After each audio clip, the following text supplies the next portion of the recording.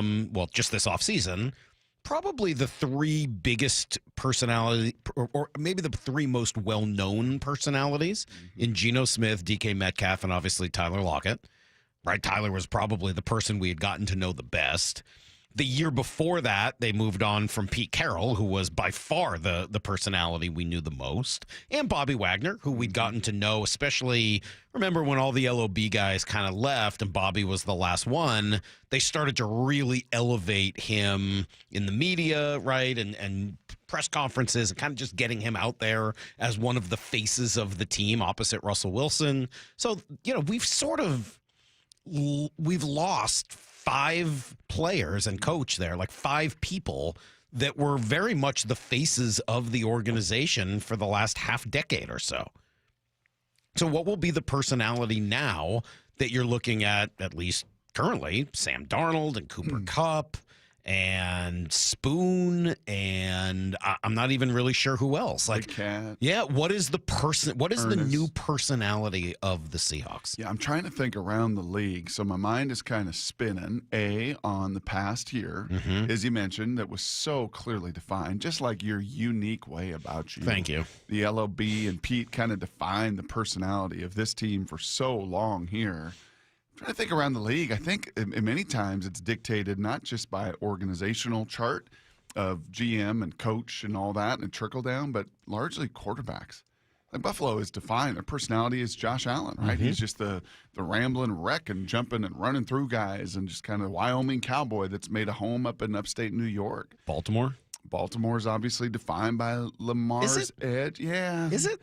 Oh, because Lamar plays the game just very reckless, physical. Yeah. I guess I think that Harbaugh's been there for so long and through so many different iterations that there's still like a Baltimore bully. Yeah, and there's still a Baltimore element of it. Like, I don't know. I agree to a point. Yeah. And by the way, teams can have more than just one personality. It's not like they completely, just like they don't have just one leader. I mean, I get that teams aren't just going to have one personality that defines them. Yeah, Derrick Henry helps that bully vibe. Yes. Absolutely. Yes, he has. No doubt.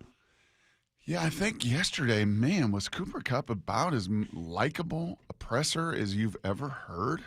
I mean, from the Pearl Jam shirt, by the way, and looking forward to you listening to 10, Lyle. That's actually one album that I listened to a lot. I was a bouncer at a Pearl Jam concert, by the way. I had to tell somebody to put their pipe down. Couldn't believe trying to smoke. What are you doing in my aisle here? Put that thing down. You were a bouncer? Well, yeah, security. Security. All the big guys were up front at the mosh pit. I was up in the stands with the Brock was the potheads. narc telling people to stop smoking weed at a Pearl Jam concert. What are you doing? You put that pipe Excuse down. me, sir. Sir. Yes. We will have none of that. This isn't the Grateful Dead, sir. Not in my section. So starting with the Pearl Jam t-shirt to just kind of everything of the homecoming, there was I don't want to say a Hasselbeck vibe because he's Yakima and he's Eastern Washington. He's not Boston. But as a likability, my goodness gracious, I couldn't stop listening to him yesterday. Oh, you were really into it. Well, I've got a lot of it, and we're going to play quite a bit over the course of the morning. Yeah. I do think it's interesting that both I mean, this is so stupid. It's very cowherdish. But, like, the fact that both he and Darnold wore their flannels, right? He had his Pearl Jam shirt under the flannel, right? But they both kind of I don't know, tried to fit in a little bit. Like, yeah, all right, this is what I'm doing. I'm going to put a little thought behind it. Yep. I think that's probably what jumped out to me. Not that I'm not going to go down the road of like, they're flannel guys. They're from the Northwest. They get it. They are us. Like, I don't think that's it. That's not the take. But they've been around the block enough to know what's kind of the savvy move. Yeah, I think it was because it was a little tongue in cheek, especially with Darnold, right? Like everybody commented on it, and he kind of had a smile, like, yeah. I wanted to fit in. Yeah. Like, I'm coming here. I put a little thought behind it.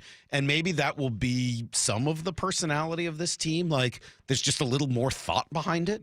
It fits certainly with Mike McDonald and who he is and a lot of the thought that goes into his everyday decisions regarding the team.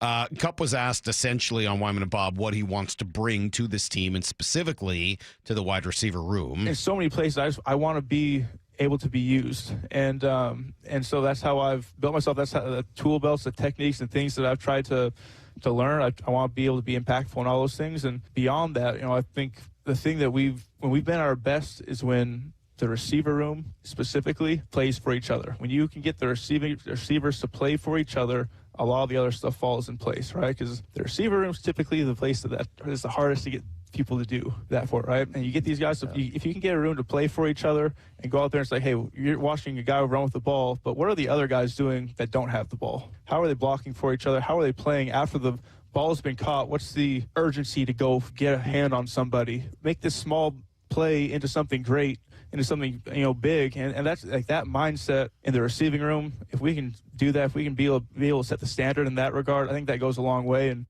how hard do I run my clear? I'm not an option on this route in this progression, but I got to bust it like I am. I got to cut through those safeties and clear it out so that in cut can come, or I got to create the spacing for my buddy next to me, and I got to do it as hard, even knowing the ball's not coming my way, as I do as if it is coming my way. And there's a word that Mike has used this offseason. Maybe it's the new term that we'll hear more of through OTAs and training camp. He dropped it a few times on us last year when he came to Devin Witherspoon. But he's already said it at the Combine. He said it at one of these pressers the other day. And when I think of Cooper Kupp specifically, he's this, and what he just said is this, but force multiplier. This dude's a force multiplier. DeMarcus Lawrence, you felt that. He had like a personality, right?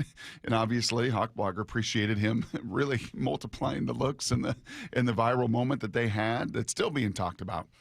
But I think that's going to be, hey, we're going to be understated in some of our personality because that's John Schneider, that's Mike McDonald, that's a little of the Pacific Northwest at times, and that's certainly some of their personality.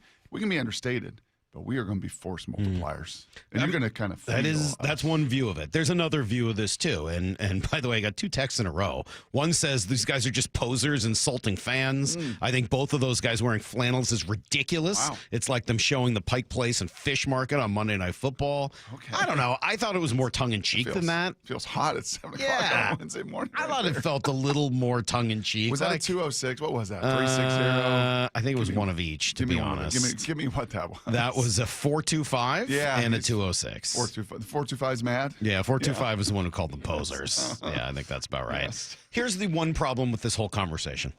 Brock, how many times have you told me? If you've told me once, you've told me 1,000 times. Let's see. Where should the personality of the team come from? You're unique. Where should the personality of the team come from? Line of scrimmage. Yep. And when I hear Ray Roberts yesterday, I just think it's a mindset and a perspective thing. You know, when the conversation about offensive line around here it's always like it's a lesser than, or if we see someone that is more impactful than, and it's like, why don't you ever talk about the offensive lineman in those terms? Like the offensive lineman is more than, because they haven't been, right? And here's another one from Ray on that. The offensive line here is seen more as like a ends to a means and not necessarily like a weapon. Yep. Those are great points. I'm glad that we're having a conversation about personality. I do think that Cooper Kupp and Sam Darnold will play a big role in that. So you want Gray Zabel to wear a flannel when they take him in I don't know if I need that. That's kind of what you want. But I think I would like that. I mean, I wish we were talking about the offensive line as being those tone setters. And until you've got some dudes, we're not going to be doing that. By the way, one of the names that was expected to be a possibility here signed elsewhere. We'll tell you who and where next on Brock and Salk. We are the home of the Mariners. Big news, by God. We're excited to announce a multi-year partnership extension between the Seattle Mariners and Seattle Sports / Bonneville Seattle. So all Mariner games will continue to be heard on our platforms, including 710 a.m. The legend that is Rick Riz. We couldn't be happier on behalf of the Seattle Mariners. We love the fact that we're going to be back on 710 Seattle Sports. Thank you so much. We're thrilled. On Seattle Sports and the Seattle Sports app. The Lee Johnson culture to me is empowering all of your employees to do the right thing because it's the right thing to do. You know, there are certain things that it doesn't matter what level of employment you are in our organization. If it's not the right thing or it doesn't feel right, they have the ability to take care of the customer and make the decision without asking a manager, without asking an owner. The end result is they can speak to the customer with more confidence. They're definitely more confident in what they're trying to provide the customer, what the customer is trying to accomplish, and just giving them a better experience. His name is Justin Meek. He's the leader and caretaker of more than 300 full-time employees for the Lee Johnson Auto family. It's the united understanding among Lee Johnson employees that customers are the purpose of our day. The LJ way is the Lee Johnson Auto. Hi, Justin Shirley, CEO of State Roofing and Exteriors. With thousands of full replacements with expert craftsmanship and unbeatable warranties, we've been building roofs you can trust for over 5 decades. It's more than just a job, it's our promise to you. Protect your investment with a free Golden Pledge warranty on all GAF roof replacements over $15,000. Call 866-ROOF-ROOF or visit stateroofing.com today to schedule a free estimate. State Roofing and Exteriors, held to a higher standard since 1968. When you're hiring, have you ever felt like you're missing out on meeting truly great candidates for your roles? It seems impossible to find them, but they have to be out there somewhere, right? Well, they're not hard to find when you know where to go, and that place is ZipRecruiter. And right now, you can try ZipRecruiter for free at ZipRecruiter.com/radio. ZipRecruiter helps 10 million people with their job search every day. And because these people are actively looking for jobs just like yours, it's easy to find the right person right away. In fact, 4 out of 5 employers who post on ZipRecruiter get a quality candidate within the first day. But if you're not using ZipRecruiter, you're missing out. So see what it's like when the impossible is easy. When you go to ZipRecruiter.com/radio right now to try ZipRecruiter for free. Once again, that's ZipRecruiter.com/radio. ZipRecruiter.com/radio. Never miss out on great candidates with ZipRecruiter. Prescriptions require an online consultation with a healthcare provider who will determine if appropriate. Restrictions apply. See website for details and important safety information. Subscription required. Price varies based on product and subscription plan. Hey guys, millions of men experience ED, but not everyone can access or afford treatments like Viagra. At HIMSS, our own board-certified urologist, Dr. Peter Stahl, knows this better than anyone, and he knows that HIMSS can help. Hi, I'm Dr. Peter Stahl, Senior Vice President of Men's Sexual Health at HIMSS. I've helped many guys with ED, and it has never been more convenient to treat than it is right now, thanks to HIMSS. Through HIMSS.com, you can access a full range of treatment options for ED, including daily or as-needed meds through a 100% online process. If prescribed, your medication is shipped to you for free. Find the ED treatment that fits your needs. Options at up to 95% less than the brand names when you get started at hims.com/joy. To start your free online visit and find ED treatment at up to 95% less than brand name prices, go to hims.com/joy. That's hims.com/joy for your free online visit. The John Schneider Show. Every Thursday until draft day on Wyman and Bob. Listen live Thursdays at 4 p.m. or watch the interviews on the Seattle Sports YouTube page. On March 28th, a 19-year-old girl was kidnapped. I'm going to bring her home. Jason Statham is a working man. Where's the girl? You a cop? You wish I was a cop. From the director of The Beekeeper. This is human trafficking. You do this, you better go full on. Is that a grenade? Yep. You ain't a cop. You're a working man. That's right. Time to get to work. A working man. Rated R. Under 17. Not admitted without parent. Only in theaters March 28th. Just Cause Legal knows the value of standing up for what's right. If you've been involved in a car crash, Just Cause Legal is here to fight for you with an aggressive team dedicated to securing the compensation you deserve. Just Cause Legal makes the process as painless as possible. Don't wait. Time is critical. Get the help needed today. Visit justcauselegal.com or call 253-859-8899 and meet your legal lifesavers. Just Cause Legal, fighting for you. Window Nation customers have been singing our praises for years. With fast local service and an industry-leading 96% customer satisfaction rating, it's no wonder. I researched window companies for the last year to see what the average prices were and the quality of work. Window Nation nailed both. Get 2 windows free with every 2 you buy. Pay no interest for 2 full years. Hurry, this offer ends soon. Schedule a free estimate now. Call 866-90NATION or visit windownation.com. That's 866-90NATION. When buying a battery, most people don't know one brand from another. And brands don't start things, watts do. And who remembers that volts times amps equals watts anyway? At Pacific Power Batteries, you're buying a battery from someone who you can trust. Lately, we've been working hard on our product knowledge so that you don't have to remember all that you may have forgotten about Ohm's Law. Studying vendors' strong points helps us find a battery that's right for you. And at Pacific Power Batteries, that's not artificial intelligence, that's useful information. need to know. 15 minutes past every hour with Brock and Salk. Here's what you need to know. Up first. All right, welcome home to Cooper Kupp. We said it yesterday, but now it's official, right? Because now he's met with everybody and he's brought his Pearl Jam T-shirt out and everything else. He met with the media, met with Wyman and Bob yesterday as well, and I just love this. This is what he thinks he still has left. I see myself as an ascending player. I get to see every rep I take. I get to see every practice rep. I get to see every off-season rep. I get to see every workout rep that I take. I get to experience all these things, and I see myself playing this game, and I envision where I see a DB doing something. I envision how I want to run around and what I want this thing to look like. If I couldn't do that, I'd be done. It wouldn't be fun to me anymore if I couldn't do that. The way I see myself is still being able to manipulate these guys and do the things that I want to do. That's who I am. And that's who I believe myself to be. And I think I understand all of that. As I listen to those folks around the Rams and, the people that know him a little better than we do, just like we knew Tyler Lockett, right? A little bit better than maybe some of the audiences around the country do.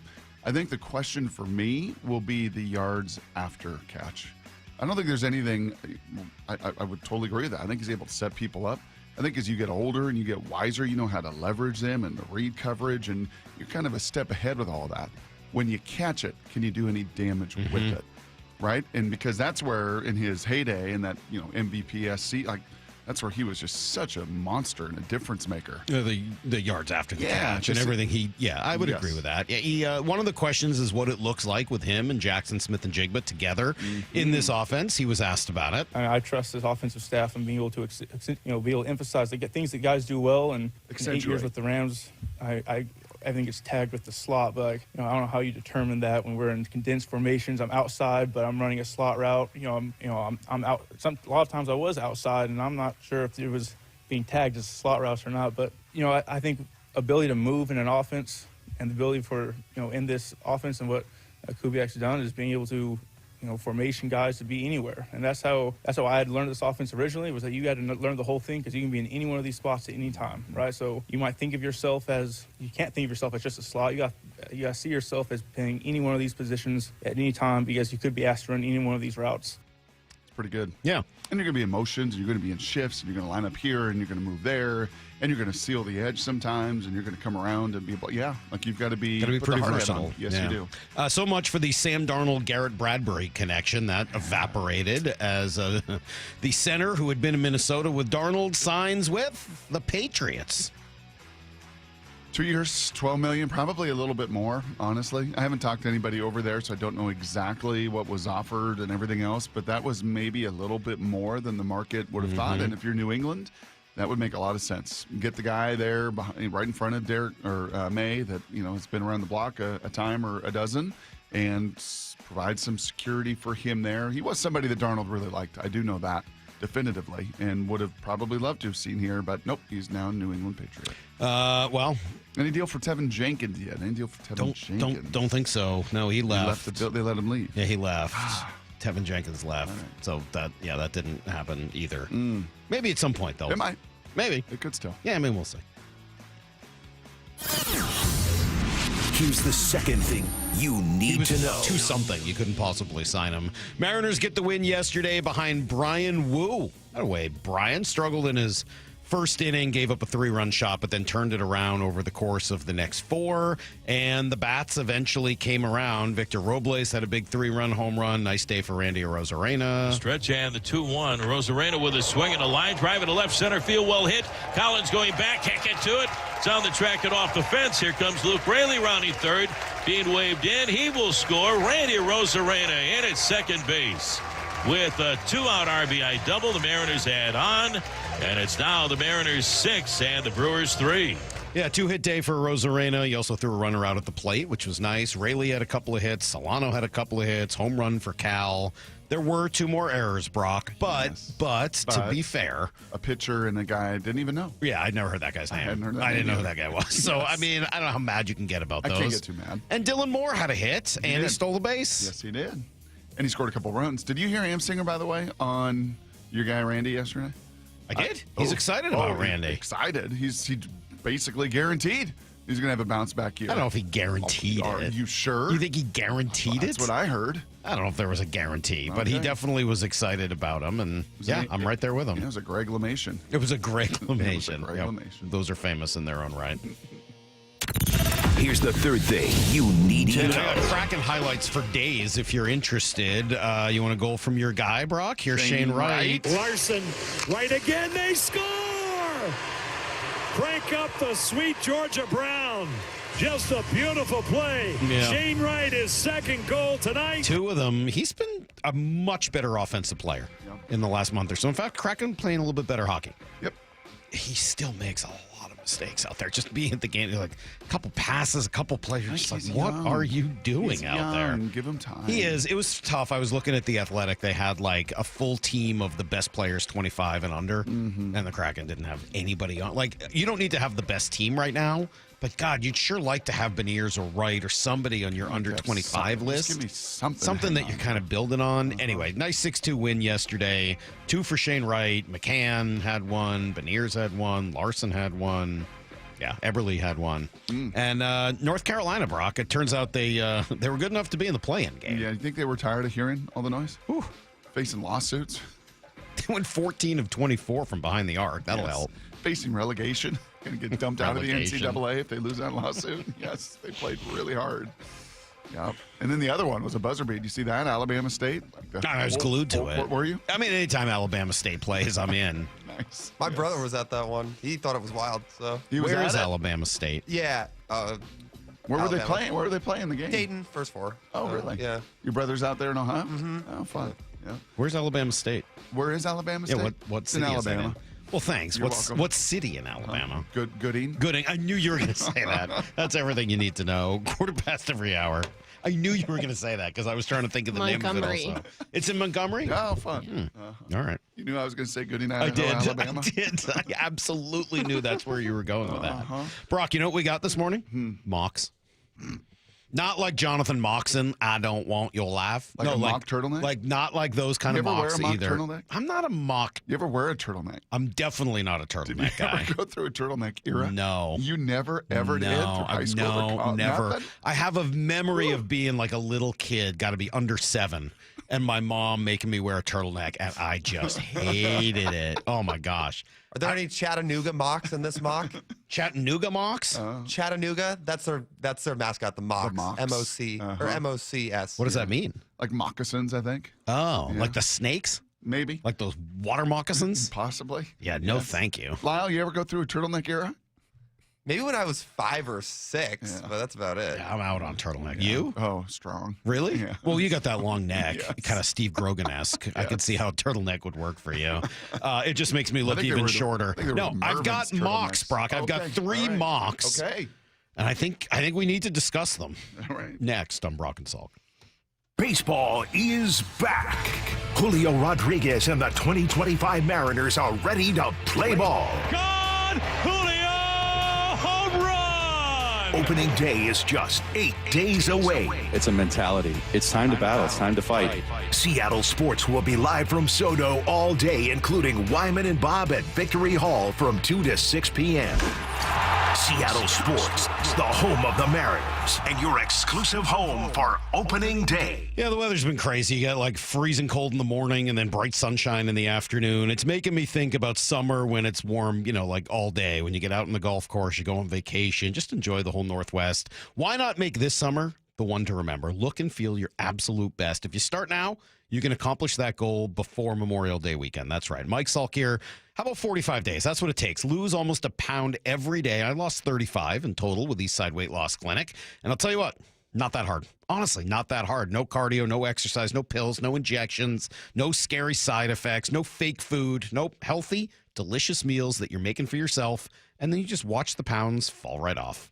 I know you can do this. A 15-minute call is all it takes. No obligation. Schedule it right now at eastsideweightlossclinic.com because you got nothing to lose other than all that extra weight. Again, go to eastsideweightlossclinic.com. Dr. Ryan Coogan, D.C. Results may vary.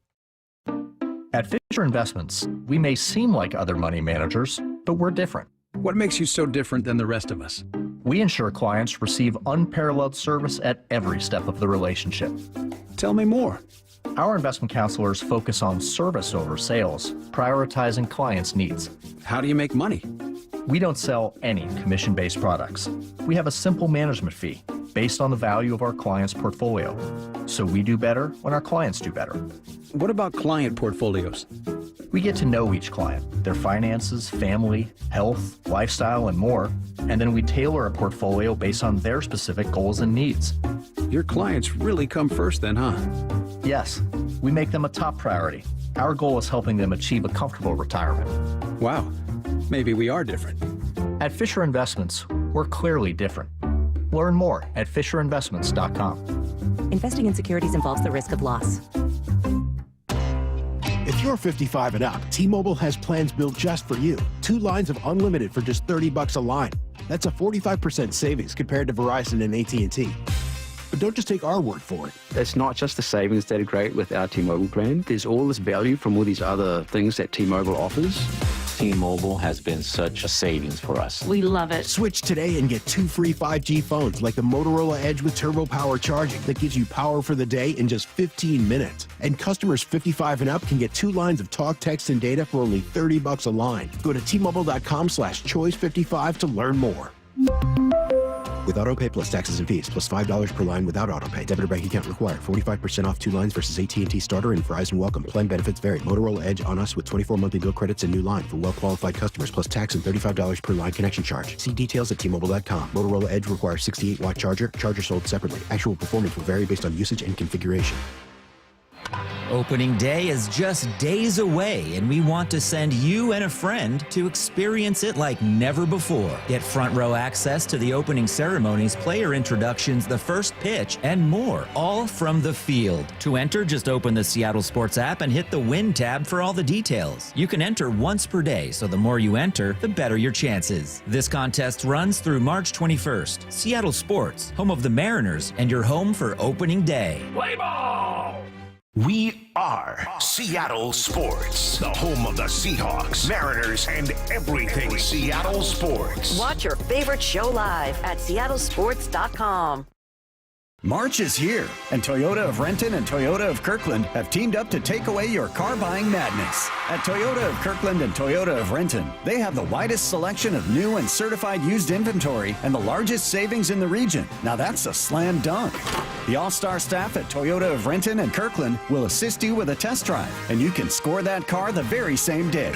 Come see for yourself or visit online at toyotaofrenton.com or toyotaofkirkland.com. O'Brien. Spring is here. Start your home improvement projects and save with Washington Energy's Spring Savings Event. Enhance your home with 20% off high-quality Anderson windows and enjoy energy savings as well as the modern or traditional window styles you love. For an entirely fresh look for your home, invest in beautiful interior and exterior doors from Codell. Expertly installed by Washington Energy Services and also 20% off. Great financing and service you can trust make Washington Energy Services the clear choice. Call today for a free estimate. At Uline, they know firsthand the road to success is an uphill climb. Uline started in the family basement, and through hard work is now North America's most trusted shipping and industrial supplier. They get what it means to have the support of reliable, hard-working partners. So they keep 41,000 items ready to ship. Whether your company is still in a basement office or expanding cross-country, Uline will be there on your road to success. Visit uline.com. The nonprofit Puget Sound Senior Baseball League plays real baseball on the best fields. Final tryouts for adults ages 18 to 65 and older are this Sunday, March 23rd at Interlake High School in Bellevue. With 10 divisions featuring different age and skill levels, there's room for almost every ball player, from ex-Little Leaguers to high school and even former college and pros. Get all the info at pssbl.com. That's pssbl.com. This hour of the Brock and Salk Show is powered by Star Rentals, preferred supplier to the West's best contractors. From the Quantum Fiber Studio, you're listening to Brock and Salk. Weekdays 6 to 10. On Seattle Sports and 97.3 FM HD2. Mocks, Brock, mocks. They're coming in droves. as we are just over a month away from the NFL draft. The Seahawks, of course, with 5 picks in the first 92. And so this is a huge draft as they're trying to figure out what direction they go and all the needs. You and I have sort of talked it through, and I think we both came to the same conclusion that if everything goes right, we would want those first 5 picks to be 2 interior offensive linemen, a tight end, a defensive lineman, and a cornerback. With the one possible exception of if there's a quarterback they love, all right, we should probably be having that conversation. I want to get a little deeper into that a little bit later. But I've got, I think, 3 or 4 new mocks. Yesterday, we talked about Daniel Jeremiah, who's our buddy, who'll be back with us in April. DJ has them taking Colston Loveland, the tight end out of Michigan. And in his mock, his most recent, a lot of the offensive linemen we've talked about were off the board. Gray Zabel was off the board. Will Campbell, Membu. Yeah, all 3 of them were gone in his scenario. So he had them turning to tight end and getting Loveland. Well, let me give you 3 new ones today. I'll start with the godfather of the mocks, the great Mel Kiper. This is his mock 3.0. I'll put the Ebenezer's on for this. And he has the Seahawks taking a safety. He's got the Seahawks taking a safety. Just Nick. A safety or the safety? The safety. The safety. Nick Eamon-Worry. Have you seen Nick Eamon-Worry? He's Cam Chancellor-esque, huh? Like he is just a load of a safety. Kind of Cam plus Ken Walker from a build standpoint. Like, okay. Have you seen him? He is jacked and athletically. I mean, yes, he has Cam specs as far as like 6'3" and 220, and he's a force multiplier. But Cam didn't run like this. Didn't jump like that. Yeah, this guy ran 4.38 in the 40, a 43-inch vertical. Yes, 4 picks last year. Yeah, so according to Mel, Texas offensive tackle Kelvin Banks was an option here. He could kick inside to guard. I also wouldn't discount the Seahawks finding a DK Metcalf replacement. But Eamon-Worry reminds me of Kyle Hamilton, who Mike McDonald worked with previously as the Ravens defensive coordinator. Goes on from there. Yeah. How would you feel? Be tough. He's such an interesting player and does provide a lot of that kind of nasty personality and everything you'd kind of want. But it'd be really hard to spend another top pick that far away from the line of scrimmage. It just emphasizes as we sit here on Wednesday, March 19th, and there is still a month away, and there's still a lot of cap space and opportunity, and there still are some big offensive guards grazing out there in the free agent market that they could sign. It just makes me feel like the board, like that. If you signed, let's just say a Tevin Jenkins, like they got a guy that they feel pretty good about at left guard, then I think you mentioned this the other day after Cooper Kupp signing. Like, okay, now the board can just totally speak to you and you can do whatever you want. You just don't feel like you have to be led to anything. But that's kind of still that'd be real hard for me. Away from the football. I know it would be hard for me if you had if you were the Eagles. Be like, yeah, all right, I can see it. Like, you can kind of do whatever you want. You've already done everything you need to up front. I think it'd really hurt if the Seahawks, and he'd be the one kind of off the line of scrimmage guy I could think of, but it'd be hard for me. Yeah. So that's what Mel has them doing in his mock 3.0. I will turn to Nate Tice and Charles McDonald, not our Charles McDonald, different Charles, of Yahoo Sports. They have the Seahawks taking a tight end, but not Colston Loveland. They have Tyler Warren from Penn State falling all the way to number 18. They write, offensive line is definitely going to be looked at here, but the Seahawks instead add blocking help elsewhere by adding Warren to a room with Noah Fant and the promising A.J. Barner. Warren has real inline blocking potential, can align across the formation as a receiver. Versatility fits perfectly with Clint Kubiak's preference for using 2 tight ends or a fullback on early downs. Yes. If Tyler Warren's available, I think I would make that move. That would be less. I feel a lot less worrisome about that. He's still attached to the line. He still, in many ways, aids your blocking and certainly your edge blocking. And then that's just the versatility of skill set. He's not going to be there. No. I mean, I appreciate those guys. I don't know how in the world he fell all the way there with other teams that can see that same kind of versatility. He's not going to be there at 18. It does seem like that would be a bit of a stretch. But, I mean, again, there must be a world in which you kind of go through it, and that's what it looks Shedeur like. gets picked and Jackson Dart gets picked, and you see a little run on some quarterbacks and all these offensive linemen and all these defensive linemen. And here's what they do, just so you understand how you get there. Cam Ward, Abdul Carter, Travis Hunter, Shedeur Sanders all go top 4. Okay. Mason Graham. Now they have McMillan, the wide receiver from Arizona, all the way up at number 6 to the Patriots. By the way, sorry, C. Raj, but he ran in the mid 4.5s yesterday. They've got everyone seems to have Membo to the Jets, and then they go D-line. Will Johnson corner, Will Campbell gone, right? Mike Green the edge rusher, Derek Harmon the D lineman, Malachi Starks the safety. Tyler Booker gone at number 14. Now, we've seen other mocks with him not even in the first round. Edge rusher, Jalen Walker, right? Shamar Stewart, another D lineman. Kenneth Grant goes early in this one to the Bengals. Okay. And when you put all those people together, Tyler Warren's left over. Yep. Sometimes a tight end can slip like that. They can. There's no question. So, and then they have at 19 the same person that Danny Kelly of The Ringer has at 18 for the Seahawks in his mock. And we've seen this one before as well. And I got to tell you, this one I think would be hard for me as well. And that's Alabama linebacker Jahad Campbell. And it's not that I don't think he's a good player, but I'm surprised by what he writes here. Okay. And Danny's a smart guy, and he obviously knows the Seahawks very well. So maybe you could add some context to this. Okay. He writes, the Seahawks add some dynamic playmaking talent to the middle of their defense, grabbing a versatile and athletic defender in Campbell. The former Crimson Tide standout showed off his twitchy movement skills at the Combine with a 4.52 40, tied for third among linebackers while jumping 10'7" in the broad jump second. Campbell fills a big need at linebacker for the Hawks and can also be featured as a situational pass rusher or blitzer when needed. Is that a big need? No. Need? Yes. Big need? Big need? No. I mean, not compared to what I would see their needs on the offensive line, even on the defensive line. On the we've talked through this corner. Like, yeah, you could use another linebacker. In fact, they need another linebacker. But don't think. I mean, like the two guys that started last year, it seemed like played pretty well. They did. The one thing that you have not had here, and some of these guys over the years have tried to be some of that. The kid out of Utah that went down to Jacksonville, we talked about him during the draft.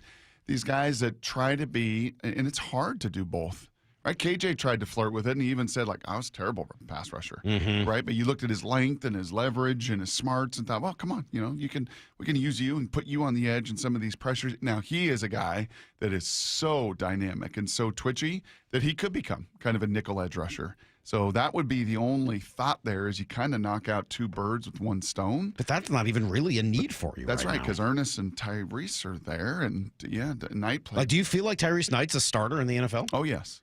Oh, yes. Well, I mean, if you feel that way and you just paid Ernest Jones, I think it'd be hard for me to I mean, again, you can never have too many good things, and I do think they need more depth there. No, so it's not like they don't have a need at an inside linebacker, but yeah, I don't know, man. That would, with all the other needs facing the team, that would be a little hard for me. Yeah, the only, I guess, comfort I would have in that is that would be much like you look at John Schneider saying with a quarterback, like, I love that quarterback. Then I want John to love a quarterback.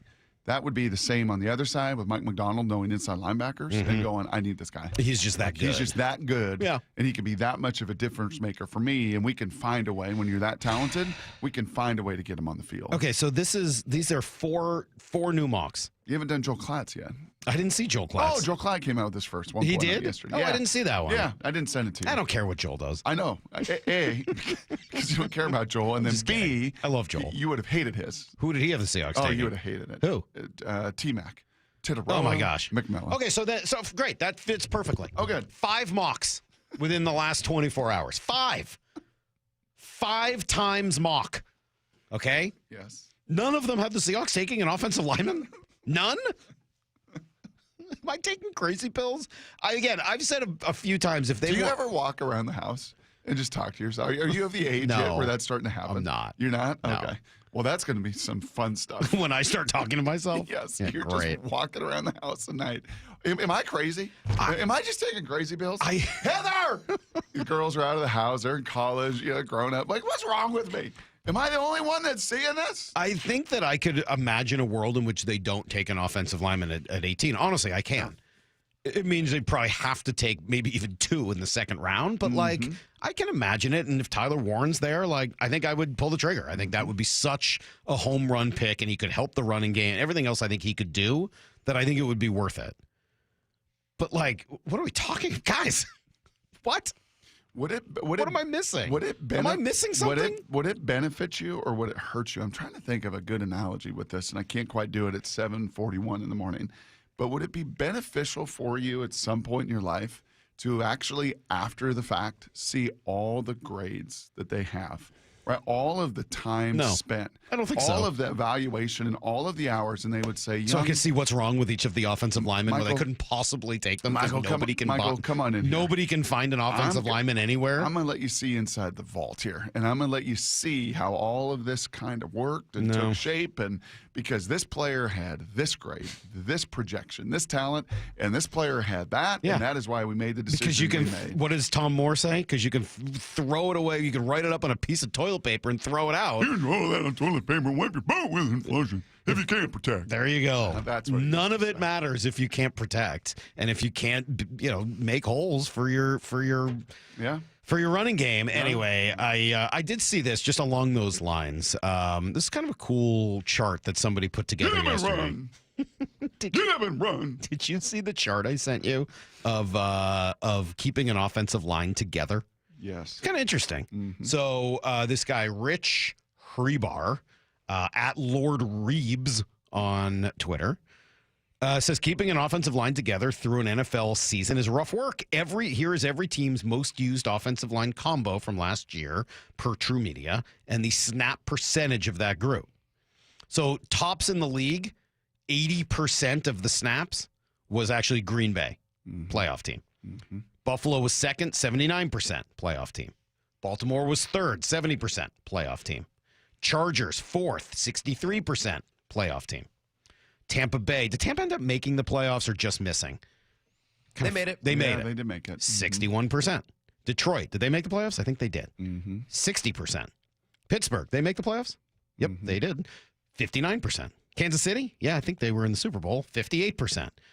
You got to get to San Francisco finally at what? 1, 2, 3, 4, 5, 6, 7, 8, 9th. The 9th, finally, you've got a team that didn't make the playoffs, San Francisco. Then Denver, playoff team, 10th. Philadelphia, Super Bowl winner, 11th.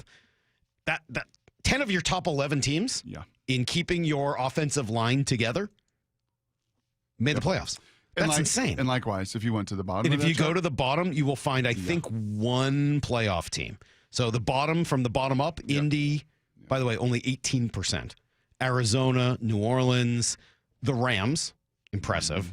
Carolina, the Jets, the Patriots, Tennessee, Vegas. All the worst teams in the league. Seattle. All the worst teams. Yep. Yeah, and that's where you find Seattle at 30.39%. Do you know what their most commonly used offensive line combo was last year? Obviously, Charles Cross at left tackle. Gosh, was it Forsyth? Because there was like 5 games. Left guard was Tomlinson. Right. Center was?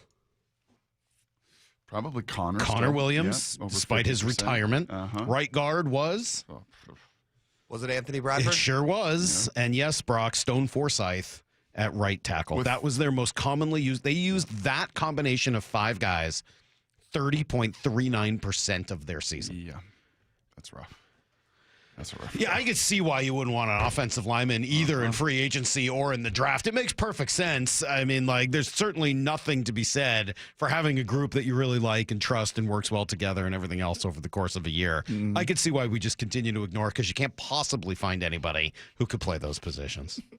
This is Brock and Salk's Blue 88. Blue 88! Blue 88!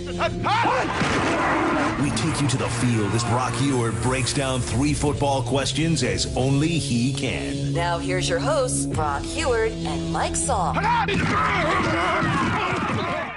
All right, speaking of the line of scrimmage, Brock, one of the guys we talked about Garrett Bradbury, center from Minnesota, who ended up going to the Patriots.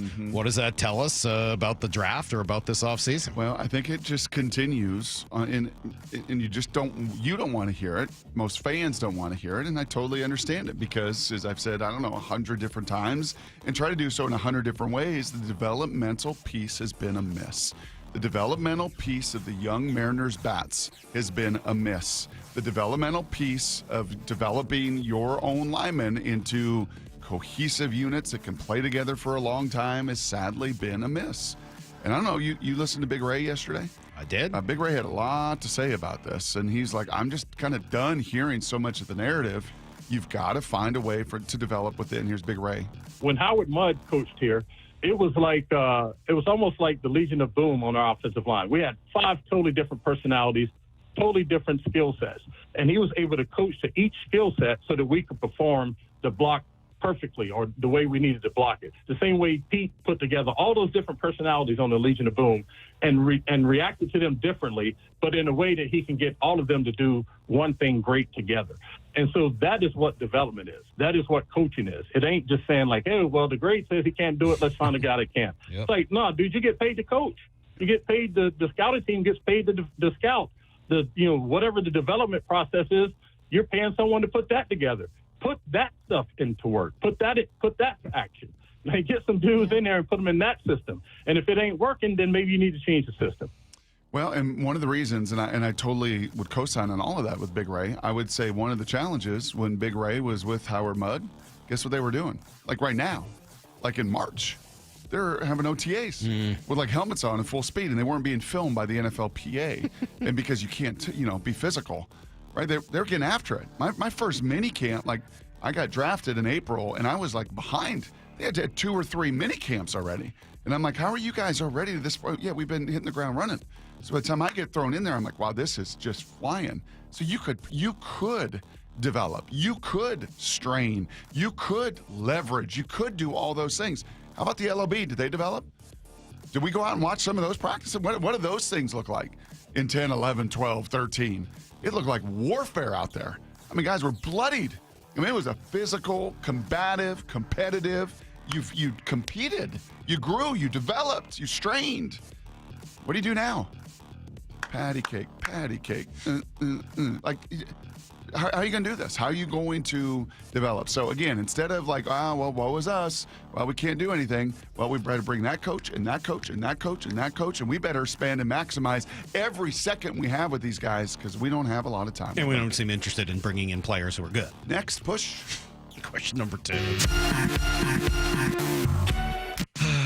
Well, they brought in Cooper Kupp. He's had some pretty good seasons. He developed pretty well. And he was asked about what it looks like to have both he and Jackson Smith and Jigba together. How will that combination work in this offense? Here's what he had to say.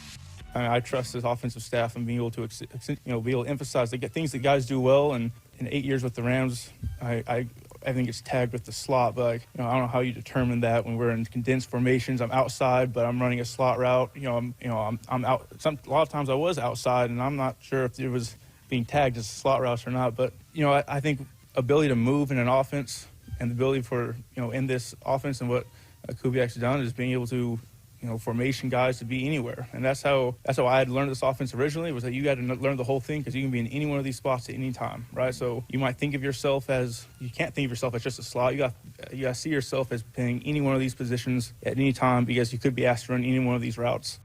So once again, you bring in a Michael Gallup, you kick the tires on him. We'll see if they eventually sign him and the physical's clear enough. You bring in a Cooper Kupp, you bring in a Marcus Valdez-Scantling. You've got veteran guys, Mike, because guess what? We're not going to just slow feed you and you're going to play just the X receiver. You are going to move around. You are going to have to bounce around. This pre-snap movement and these formations and these things, like the actual play, it's going to become pretty common for you, and you're going to know it really well. But all the other pre-snap machinations, all the other window dressing, you better be smart and you better learn because you're going to be in a bunch of different spots. And I think that is how he and JSN will absolutely find a home on the field at the same time together pretty comfortably. All right, question number 3. Always love to know where these are going to go. Brock, what do this is good, though. You like Pittsburgh and Seattle have in common yet again? You'll like this one. So this was, I'm going to put on my Ebenezer's for you. This was every NFL, Major League Baseball, and NBA stadium. Did you see this yesterday? No. Okay, so every NFL, and there's like 90 total between the NFL, MLB, and NBA stadium / ballpark / arena ranked by the average review rating on Yelp, Google, TripAdvisor, and Facebook. Okay, ballparks. So this isn't ranked just somebody's list. by average. Yelp, Google, TripAdvisor, Facebook, Yeah, that by makes their sense. average review rating. Yeah, that's good. So it's not just one. Okay. Yep. Pittsburgh and Seattle, by far, stand out amongst all their peers. I could see that. PNC Park, number 2. PNC Park's looks so awesome. It's really cool. I keep missing I snuck in every there. time I try to go there. It is really, really cool. Yeah. Number 1 is Lambeau, which I would totally agree with. So PNC Park was number 2. Actually, the Steelers Stadium, number 16. So as far as teams with multiple stadiums, Yeah, so 2 and 16. 2 and 16. Lumen Field, number 6. T-Mobile, number 23. That's pretty good. Really good.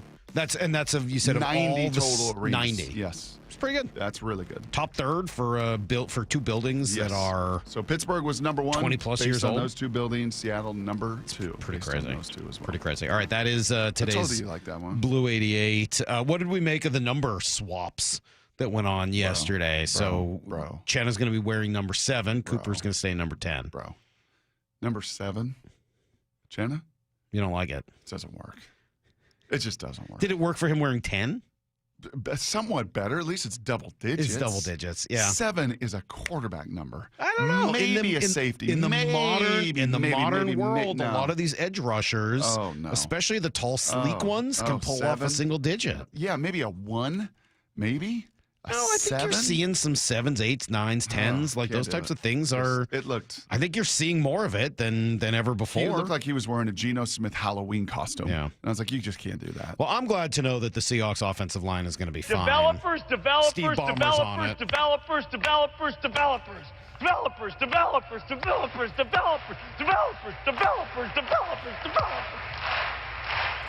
Everybody's cheering. Yes. Everybody knows how much they love this company. I mean, like, everything's going to be fine. It's the 50th birthday of Microsoft, and Ballmer's on it. Developers. It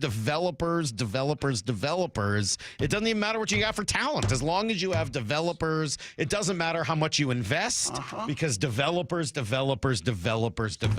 Brock. Yep. You brought in 3 guys, so now you brought in coaches. Who needs players? If you watch that video, you have coaches. Have you seen Ballmer sweating in that video? Developers.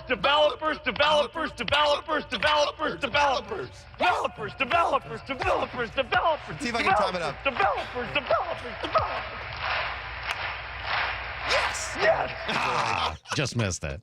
He almost had it there, Lyle. He almost bit through his bottom lip, too. I know. He was so excited. I love this company. Yes!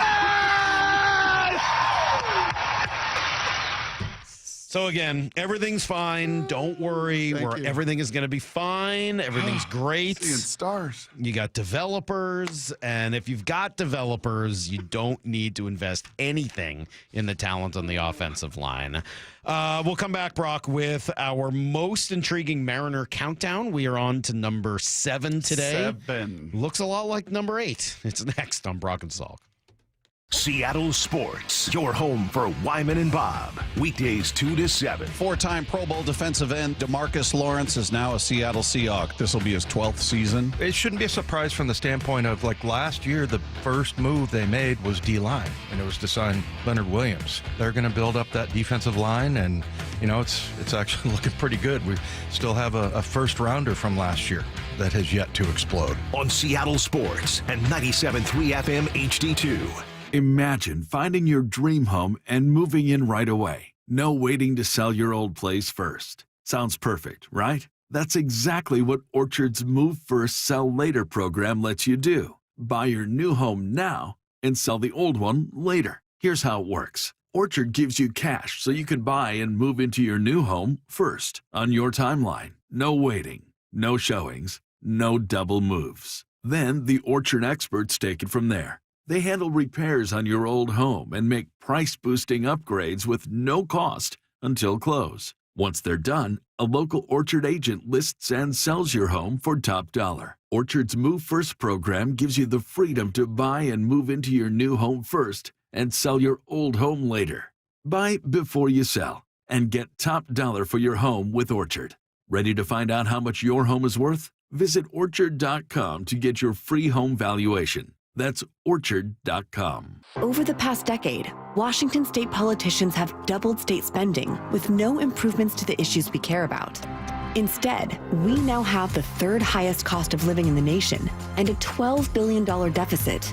It's time to tell legislators we need better results, not bigger taxes. Act now at affordablewashington.org. Paid for by people for an affordable Washington and Olympia, Washington. Top 5 donors are Washington Alliance for Competitive Economy, Microsoft, Madrona, T-Mobile, and Alaska Air. March is here, and Toyota of Renton and Toyota of Kirkland have teamed up to take away your car buying madness. At Toyota of Kirkland and Toyota of Renton, they have the widest selection of new and certified used inventory and the largest savings in the region. Now that's a slam dunk. The all-star staff at Toyota of Renton and Kirkland will assist you with a test drive, and you can score that car the very same day. Come see for yourself or visit online at toyotaofrenton.com or toyotaofkirkland.com. O'Brien. When it comes to great deals on tax prep, Jackson Hewitt isn't holding back, and neither is this commercial. Their offer is so big, it has to be said with Reverb, expert tax prep for $149 or less. It's a deal so spectacular, it needs a symphony, some explosions, and a clock ticking, because this offer, $149 or less. And soon, one expert tax prep for $149 or less. Try Jackson Hewitt today and save. Whew. Limited time offer for new clients on federal returns. Participating locations only. Terms at jacksonhewitt.com/149. Welcome to Staples. I hear Staples prints it all for any business. You bet, and we'll beat any print quote. So if I had a pizza place, Staples can print signs, menus, pizza boxes. A landscaping business? Oh, we can print yard signs, t-shirts, brochures. How about a pizza/landscaping business? I'll call it Dough and Mo. I like it. Right now at Staples, get up to $250 off your print purchase. Ends 4/5, exclusions apply. Visit staples.com/print for offer details. Price match guarantee valid in store and staples.com/print. Visit staples.com/price match for details. Febreze. It's a classic odor tale. You fried fish for dinner, cleaned up, but the smell is still in the house. And the neighbors are coming over for game night. They're on their way. And then you spray Febreze Air Mist. Febreze Air starts working instantly to fight even your toughest odors, so you go from fish to fresh like that. Now all you have to worry about is Pam cheating at charades. Breathe happy, Febreze, la la la la la.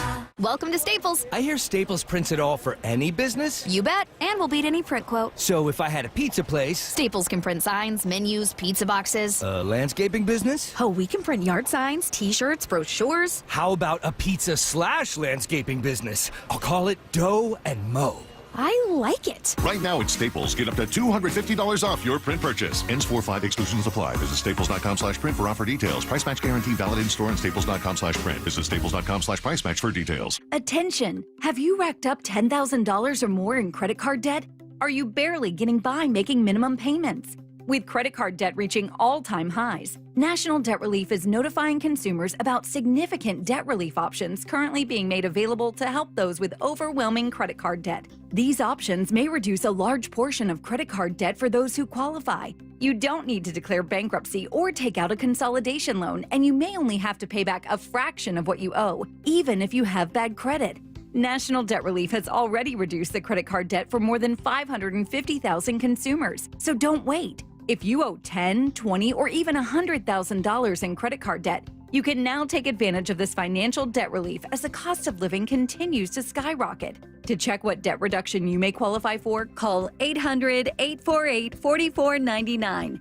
800-848-4499. Again, that's 800-848-4499.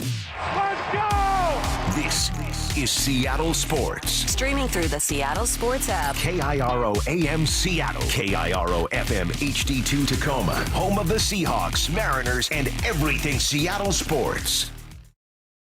Give me a freaking auto! From the Quantum Fiber Studio, this is Brock and Salk on Seattle Sports. Brock Ewert is my hero. Jay Buhner just punched me in the kidney. We're going to accuse you of murder. Doesn't really work that way, Sherm. This is a show that has my name on it. It kind of does, though. Now here are your hosts, Brock Ewert and Mike Salk. Hello! Somebody tells me that sarcasm isn't attractive. Well, then I'm screwed. It's my only quality.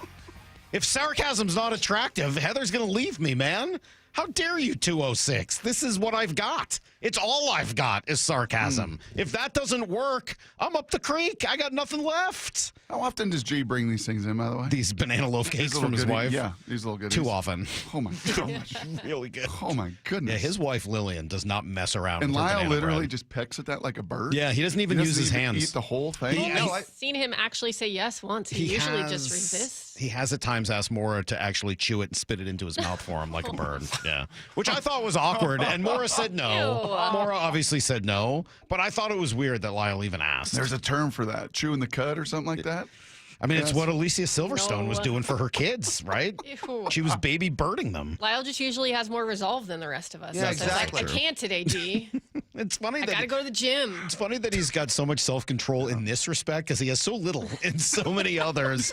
Let's get to our countdown. Sorry, Lyle, go ahead. No, not I think Lyle, it's I'm- Maura. What? No, never mind. I got to play the other side of this Salk card with the sarcasm thing this year about the slow and hot starts. Yeah, if you're gonna do the sarcasm, well, it's a great thing. Or what's gonna be your thing? It's people are right if they start slow. I've already said I don't think they should start slow. I said it's a big deal. I said it yesterday. All right. I had a whole thing prepared, and somehow you guys twisted and morphed it into something I gotta else. play the other side I had of this 3 this different year. reasons Can we why I let thought Maura it was important. Can we that use they- her big voice, Maura? Can we get to Maura, what number are we on today? Number 7. Really makes it hard to function. All right, most intriguing Seahawks list. Mariners. Mariner list. Sorry, we are on. Sorry, more distracted me. We are on to number 7. If you were just joining us, this is the most intriguing, not the best, not the most important. Number 10 was Gregory Santos. Number 9 was Matt Brash. Number 8 was Mitch Garver, and number 7 is J.P. Crawford. J.P. Crawford. So Aaron Goldsmith was with us yesterday. And when I asked him if he could think of another player who's had as many kind of back and forth seasons as Mitch Yo-yo. Garver, Yo-yo. he said, yeah, how about J.P. Crawford? So I pulled J.P. Crawford's numbers. You want to go by OPS plus again? Sure. All right. Well, that's what we did yesterday with Garver, and the OPS plus numbers were staggering, the every other year difference. Yeah. These, I think, tell a little bit of a different story. Okay. By season with the Mariners, I didn't include his Phillies season. So starting at age 24, 2019, 86 OPS plus, 1.5 win player. Next year, 91 OPS plus, 9% below the average major league hitter, and a 1.6 WAR once again. 2021 gets up to league average, 102 OPS plus, but his defense is incredible, and he puts together a 3.7 win season with just an 102 OPS plus. That's pretty incredible. Yeah. The next year, basically the same. 100 OPS plus. He is exactly league average. And again, because of the defense, puts up a 2.7 win season. 2023 is the breakout year that everybody talks about. 818 OPS, a 133 OPS plus, which is 33% above the league.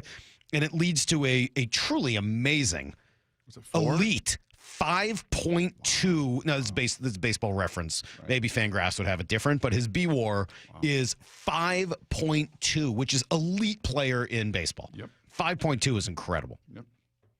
Last year, obviously, turns around entirely, an 86 OPS plus. How about this? Despite missing a lot of time and having just an 86 OPS plus, JP contributes enough with his base running, not stealing. He's not that fast, but he's an excellent base runner, and his defense, he still contributes 2.7 wins to last season, which I think is startling. Either startlingly incredible for him or a huge inaccuracy in how Baseball Reference does their wins. What is his F-WAR last year, Lyle? Do you have that? 1.6. Okay, that sounds a little more right. Maybe Baseball Reference uses some different, adds some different or emphasizes some different parts of that game. But in any event, I don't know whether that's really back and forth. What I see there generally is growth until last year. 86, 91, 102, 100, 133. That's fairly ascending player until all of a sudden it falls off a cliff last year and drops down to the, essentially back to the beginning. The question is that the beginning of the end at age 30 this season, or Can he get back, maybe not to that 133, because if those last 2 years were outliers, can he just get back to being in that 100 to 105 near league average bat and doing everything else he does? If JP is an 102 OPS plus player, with three wins above replacement according to Baseball Reference, that'd be great. Sign me up. That's all you need. And then he'd be hitting at the bottom of the order, and that's everything you want. Yeah, I think Amsinger said that. If he said it once, he said it about 10 different times about Mitch Garver, about J.P. Crawford, about Randy Arozarena, about Victor Robles. You're not looking for, with this pitching staff and Julio and Acal and some of these like difference, just be league average. Just be right around league average. Just don't be 15%, right, 25%, 30% below league average, right? You just got to be that league average guy. Now, you do wonder, how old is he right now? He's 30. This will be his age 30 season. He'll be 30 years old. Yeah. So he kind of toiled a little bit. It was a high prospect with Philadelphia. Remember the whole story when he came here and just kind of was ascending. His first year here was he was 24. Yes. So it just kind of makes you wonder, like, you shouldn't be that old. You wouldn't think the skills would deteriorate that much. No, and he was never a speed, twitchy, dynamic athlete. Right. Like a lot of Bobby what makes him Witt good or is his eye and his ability to make contact. Yeah, I mean, yeah, I agree. I do think that we also talked through it a couple weeks ago. If you're on the JP returns train, you've got to be looking at the fact that he did hurt two parts of the body last year that tend to linger.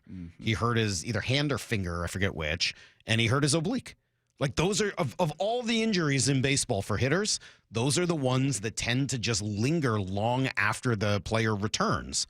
So if you're on the plus side of JP, you've got to look at last year as an outlier. I think you could build in some explanation based on the types of injuries that he was dealing with. Yep. And you've got to hope, all right, maybe he's not going to get back to the outlier, 2023 season, but can he just get back to being the player he was for the few seasons before that? That seems reasonable to ask. And if he does it, it just steadies this infield, steadies this roster, steadies this lineup. And you remember that JP does bring a lot of other things to the table. He tends to start big rallies. I don't know how many times JP's taken a huge walk or gone the other way for a little single in the middle of a big rally. He's a energy player. He plays the game with a lot of love and excitement, and he is one of those guys who bounces out to his position at shortstop. He's a Husky owner, right? He's got numerous Husky dogs. That makes sense. So he's kind of like there's a sled driver. So he does there's a leadership element. When JP is going well, his personality can be infectious. Was he one of the three? It was Dylan Morris, Julio. Was it JP that Seitzer mentioned to us when we asked him, who are you most excited to be working with? That sounds right. And watching him actually in the spring and thinking of a guy that has some back control and is able to put the ball into play and use the middle of the field and hit it the other way, I would have to think with all of his experience, he would be one that could benefit from some of this Edgar and Seitzer, philosophy and teaching and all of it. And this, this is to me like I think you also get to a stage 1, 2, 3, 4, 5, like your 6th year, 7th year. Like, this is kind of the stage where you're going to form your final narrative. Like this, I get a chance to kind of cement myself. Am I going to just be one of these guys that played for the Mariners, put in 6, 7 years, largely a league average when it was all said and done? Or, am I going to be kind of the guy that this is like the age and stage where, I got to kind of do it now. I got to put one of those seasons together again now. And he is another one of these guys where if he does it, it starts to change a lot of the perception of who this team is. I mean, my goodness gracious. Then you're great at catcher, you're great on the mound, you're great at shortstop, you're great in center field. Like, then you're built like an O-line. Like you're supposed to be built. Yes. Yeah. Yeah, right up so the JP, middle. number 7, Brock. It's been an important number today between Jenna and everything else. I got to have him Well, wait till you see who else is on the list. I mean, you got to see the rest of the list. I will. Then you can tell me who you would have had JP ahead of. Maura, what number was JP? What number was he on this countdown? He was number 7. No, come on. Number 7. Yeah, there we go. All right. We're going to find out in 20 minutes if Andrew Whitworth is on the show or if he's dead to us forever. I think he's going to be dead to us, which is sad. Yep. Man of the year, whatever. Can't even come on the show. Can't commit. He's not a committer. No. Uh-uh. No. a couple $100 million, guys, usually are kind of hard to. Yeah. You think that's the problem? I think that's kind of. You think he made too much money? Yeah, it's kind of some of the. Do you think it has something to do with committing and him being a lineman? No, I don't know. He was a great alignment. Yeah. It's a hard time. Hard to get. It is true. The guys who made a couple $100 million, it's hard to get them to do anything on your time. Yes. I've told the story before. When Brock and I first started together, they asked me to come down to L.A. to do a mock show with Jalen Rose. And I was like, I did the mock show. It was fun. I was like, I'm not working with that guy. And they're like, why? Like, well, he seems like a nice dude, but he made like $180 million in his career. He's not going to work like Brock does every day. Brock needs to work. This guy doesn't need to work. My God, why would he bother to show up? We'll give you everything you need to know next. When you're running the hurry up and don't have time for your favorite Seattle sports shows, listen to the podcast on demand. How about that? Unbelievable. Who would have thought? Every hour, every interview, every look behind the scenes. He is your new Seahawks head coach, Mike McDonald. We want to play a certain way, and you're just going to chisel away at it every day. Find us on seattlesports.com, the Seattle Sports app, or wherever you get podcasts. All signs continue to point to it being the right hire. Never miss a minute of Seattle sports, the home of the Seahawks. So I formed Davis Law Group about 30 years ago, and I would get, the same questions from people about what to do in the case of an accident. Do you need a lawyer? To the point where I decided that I would at least write a book which would answer the common questions that I would receive as a lawyer. Once I wrote my first book, it proved to be hugely popular. I decided to write then a series of books in different accident cases so that we could really teach people about their rights, how to protect them, and how to decide on whether they need a lawyer and what lawyer to hire. I've found in my career that having a client that is educated and knowledgeable about their particular type of case really helps the client and also usually ends up making the case or the claim more successful. To get your free copy of any of my Washington accident books, visit WashingtonAccidentBooks.com. The LJ Way is the Lee Johnson Auto family. Hello. Welcome to Lee Johnson Auto Family. This is King. This organization's a special one. They call it the Lee Johnson Auto Family, and it's not just a name, it's not just some cliche. They foster an environment for us to become a family, to work together, to really become close. And they show us in a lot of different ways that they do value us. Is it perfect? No place is. But I've been very thankful to be here in the almost 10 years and have every plan to stay here for a lot longer and just watch it continue to grow. He's fun and professional, which explains why so many people visiting Lee Johnson Kia ask for him by name. The LJ Way is the Lee Johnson Auto family. It's the World Fighting Championships at Emerald Queen Casino Event Center. Saturday night, May 10th. Experience the thrill of live MMA, boxing, Muay Thai, and kickboxing. Tickets at emeraldqueen.com. Don't miss this exciting mixed martial arts event. The World Fighting Championships, May 10th at Emerald Queen Casino, the entertainment capital of the Northwest. 21 and older, need gambling help? Call 800-547-6133 or visit emeraldqueen.com. What's up, everyone? It's me, the Mariners Gatorade Cooler, and I wouldn't trade my view from the dugout for anything. Watching Logan Gilbert mid-shutout, taking a breather right beside me, he is calm, collected, and fully locked in. Keep it coming, Walter. Swing and a miss. Logan Gilbert, 6 straight strikeouts. And Victor Robles, running by me with the trident in hand. I'm getting chills just thinking about it. And that's not just because I'm filled with ice. How about Victor Robles? It landed all the way to the second deck. And when Cal walks it off, oh, you know what time it is. A walk-off grand slam for Cal Raleigh. It's celebration time, and they never see me coming. Mariners baseball, Trident Sun. Don't miss Mariners opening day next week. Lock in your seats for Thursday, March 27th, and check out all the festivities on the first homestand, including Randy Arozarena Cross-Armed Hoodie Night, Friday, March 28th, and Julio Bat Flip Bobble Giveaway, Monday, March 31st to Wednesday, April 2nd. Get your tickets at mariners.com. The John Schneider Show. Every Thursday until draft day on Wyman and Bob. Listen live Thursdays at 4 p.m. or watch the interviews on the Seattle Sports YouTube page. Making fresh produce and food affordable and accessible to all is a mission Safeway is deeply committed to.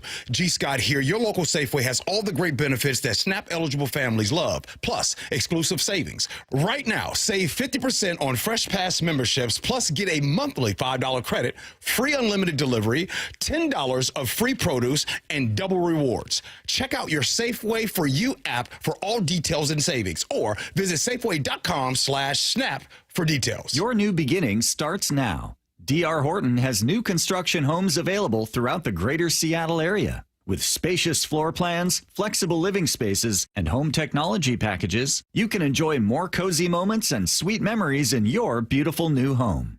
With new home communities opening throughout the Seattle area, D.R. Horton has the ideal home for you. Visit drhorton.com to learn more. D.R. Horton, America's builder. An equal housing opportunity builder. Georgetown License reminds parents to enroll your kids in a positive youth program. Sports, hobbies, and community activities improve overall health and performance in school.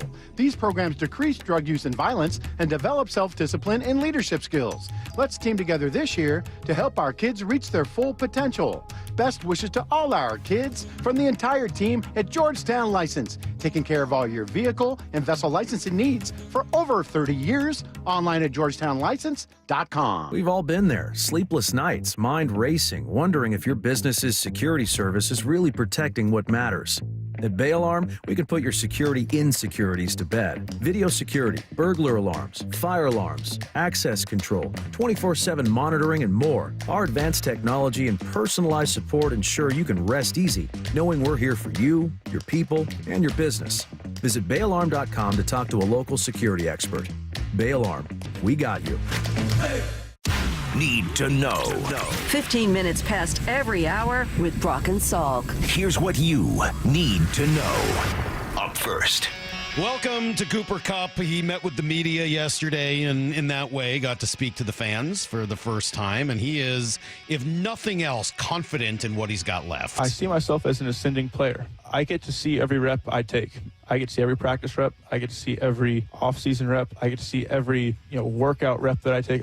I get to experience all these things, and I see myself playing this game, and I envision where I see a DB doing something. I envision how I want to run around and what I want this thing to look like. If I couldn't do that, I'd be done. It wouldn't be fun to me anymore if I couldn't do that. The way I see myself is still being able to manipulate these guys and do the things that I want to do. That's who I am.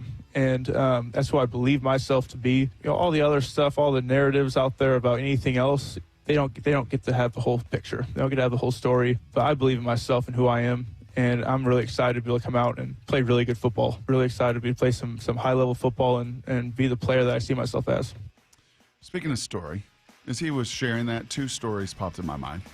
Number one, last year, about this time, maybe a little bit later, Uncle Luke was down there at USC, still down there at SC.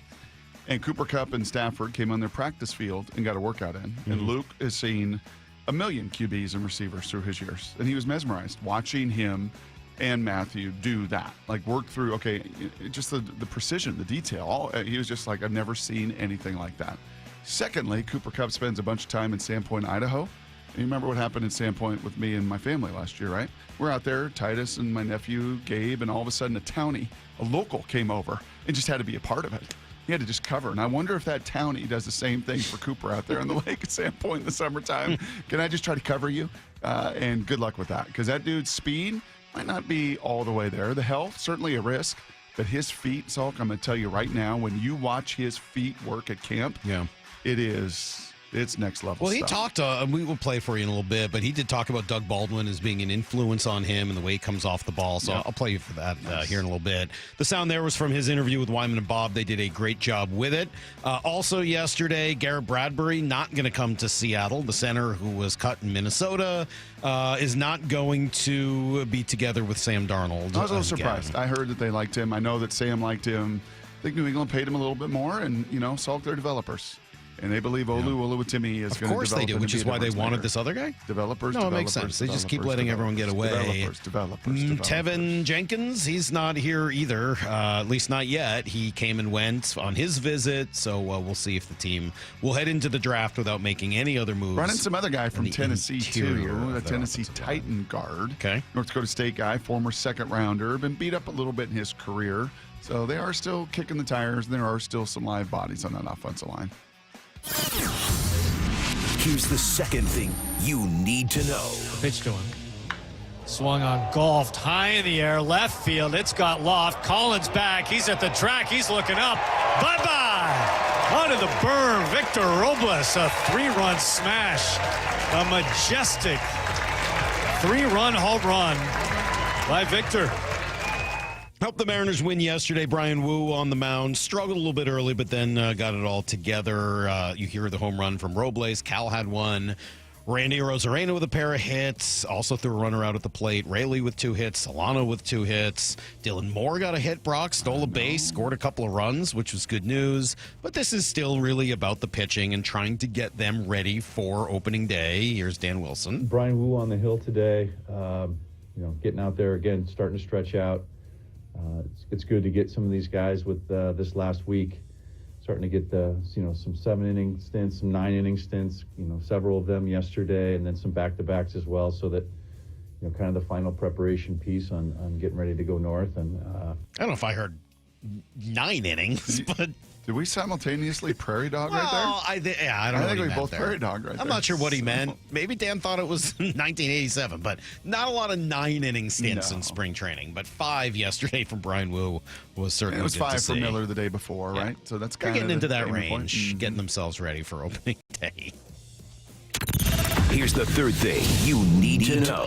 Nice to see the Kraken get a win yesterday. Got down 2-0 to the Blackhawks and then really turned it on. 6 straight goals. Here was Matty Beniers. Now they work it around the clock. Larson cross ice. They score. Slammed home. So awaiting that pass was Matty Beniers. He got lost on the play like a good goal scorer would and did. And the Kraken have a 4-2 lead. Yeah, he kept it going, too. So, goal for Beniers, 1 for McCann, 1 for Eberle. 2 for Shane. 1 for Larson and 2 for Shane Wright yesterday, yes. And North Carolina, Bronc, they destroyed San Diego State. And the women's tournament gets going tonight. Ooh. Yeah, Iowa State. Let's play somebody. They play. Oh, that's the play-in game. Playing games tonight. All right. That's everything you need to know. Quarter past every hour. I meant to. Come on, get it I meant done. to.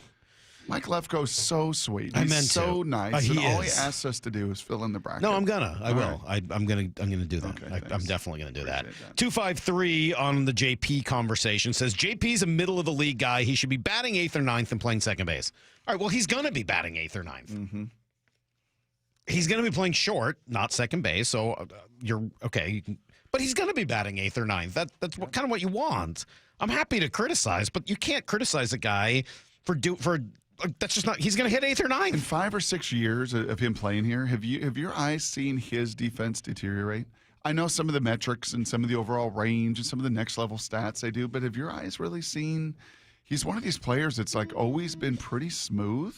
There's some players you see that just can't get to the ball. I don't think it's what it was. It's one of Bob's favorite words. You know what one of Bob's favorite, and I heard it again yesterday. You hear it anytime he does analysis. He's a butcher. He's a butcher. JP has never been a butcher. No. He's always smooth. Yeah.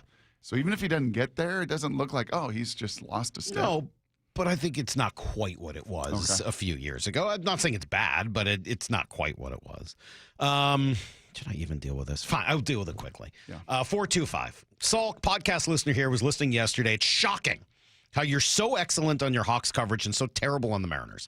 You went from having an all-time great series of needed, proven true takes on the direction of the Seahawks this offseason to yesterday sanctimoniously lecturing Mariners fans who have the gall to believe that early season games count as much as late season games in the stands. Goes on and on from there. Here, I'm just going to say 2 things on this.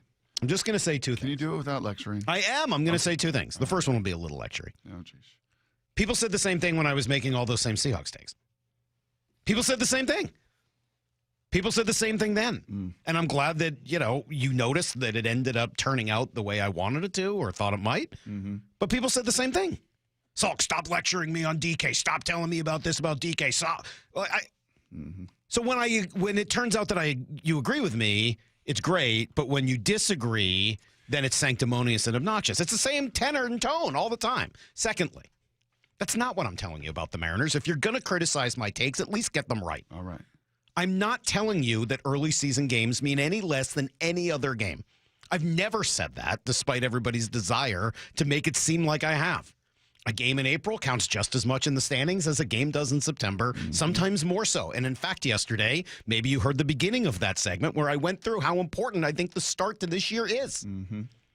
The only thing I'm saying is that it's not predictive of what a team will do. And if a team loses a game or loses 5 in April, it doesn't mean that they're going to be a bad team that year. That's literally the entirety of this. And if anyone disagrees with it, you're insane. Yes, because you're not saying that those games don't matter. In the end, in August or September when they miss, you absolutely have the right to go back and say, see, once again, those games in April, you don't get back. That sleepy series on the road where you get swept by or lose 2 of 3 and you don't get back because you're not on it, those can come back and bite you. Yes, 100% true. Yeah. And I think they need to, especially this year, start fast.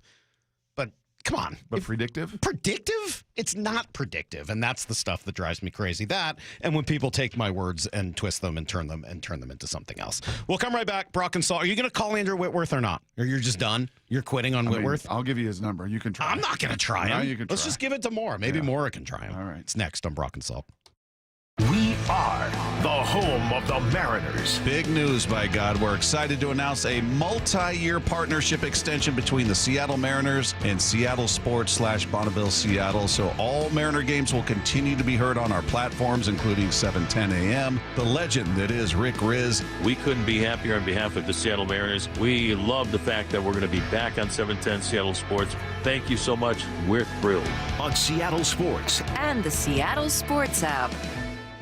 Hey, Mike Salk here, and as we start looking ahead, I know it's still spring, but you start thinking about summer and what you're going to do, get in the golf course, maybe vacation, right? Once you got to start shedding the long sleeves and the sweaters and the hoodies and everything else, you want to make sure you look and feel your absolute best. And if you start now, you'll be ready to go by Memorial Day weekend. It's Mike Salk here. In 45 days, that's all it takes. You can lose essentially almost a pound a day. I lost 35 in total with Eastside Weight Loss Clinic, and I'll tell you, not that hard. It really isn't. No pills, no injections, no scary side effects. You're not eating any fake boxed meals or powder or anything like that. Nope. Healthy, delicious meals that you buy at the grocery store and then make for yourself, and the pounds will melt off. You can do this. 15-minute call. It's all it takes. No obligation. Schedule it now at eastsideweightlossclinic.com. You really have nothing to lose other than all the extra weight. Go to eastsideweightlossclinic.com. Dr. Ryan Coogan, D.C. Results may vary. If you're 55 and up, T-Mobile has plans built just for you. 2 lines of unlimited for just $30 a line. That's a 45% savings compared to Verizon and AT&T. But don't just take our word for it. It's not just the savings that are great with our T-Mobile brand. There's all this value from all these other things that T-Mobile offers. T-Mobile has been such a savings for us. We love it. Switch today and get 2 free 5G phones like the Motorola Edge with Turbo Power charging that gives you power for the day in just 15 minutes. And customers 55 and up can get 2 lines of talk, text, and data for only $30 a line. Go to T-Mobile.com/choice55 to learn more. With AutoPay plus taxes and fees, plus $5 per line without AutoPay. Debit or bank account required. 45% off 2 lines versus AT&T Starter and Verizon Welcome. Plan benefits vary. Motorola Edge on us with 24 monthly bill credits and new line for well-qualified customers, plus tax and $35 per line connection charge. See details at T-Mobile.com. Motorola Edge requires 68-watt charger. Charger sold separately. Actual performance will vary based on usage and configuration. Pro Savings Days are back at Lowe's with limited time savings on the supplies pros need. Get up to 40% off select major appliances. Plus, save an additional $100 on every $1,000 you spend on select major appliances. And don't miss your chance to activate and earn 3 times the points on select DeWalt and Klein tools. Lowe's, we help, you save. Valid through 3/28. Selection varies by location. While supplies last. See associate or Lowe's.com for more details on qualifying items. T-Mobile home internet is all about speed, value. What you doing, Zach? I'm rehearsing. There are so many benefits. You got to talk fast. T-Mobile home internet ranks #1 in customer satisfaction for home wireless internet by J.D. Power. Wow, you are good. Try singing it.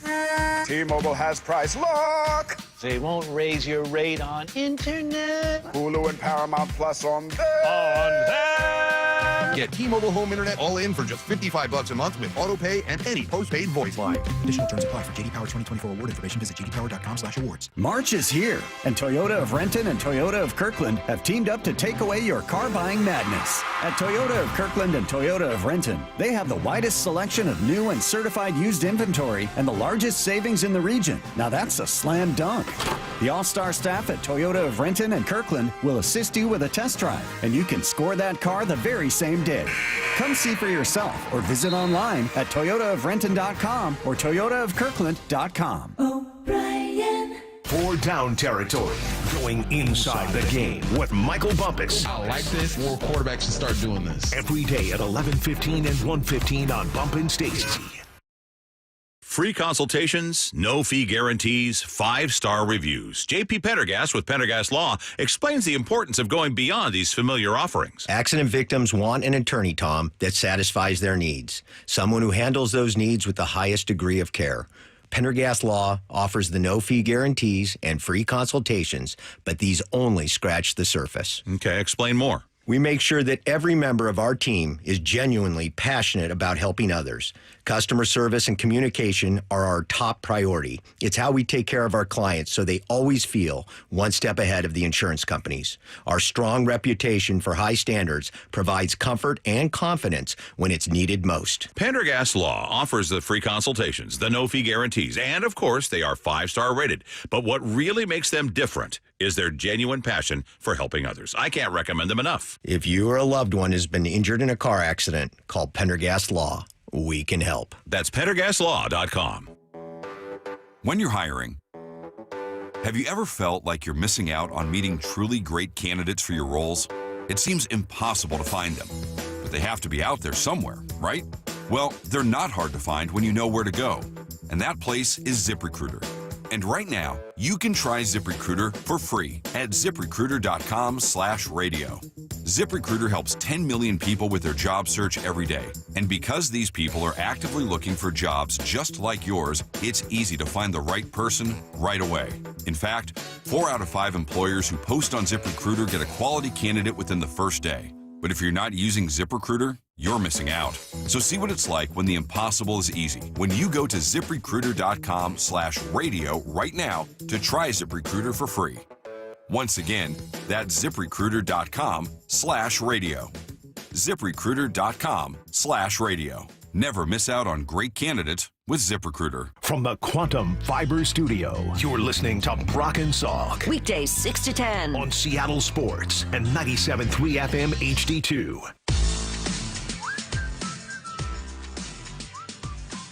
More like Andrew Whitworth, am I right? Says Matt in Oregon. Appreciate you. He kind of quit on us. Yeah. 2 days in a row. Yeah. Said he'd be on with us. Yeah. It's kind of like what happened in his career. Remember how badly I wanted Andrew Whitworth here? And he was too old, Brock. He was too hurt. He was too injured. Couldn't possibly come here at that stage in his career. He'd already been around the block. Andrew Whitworth can't do it. Wouldn't be good. Wouldn't help.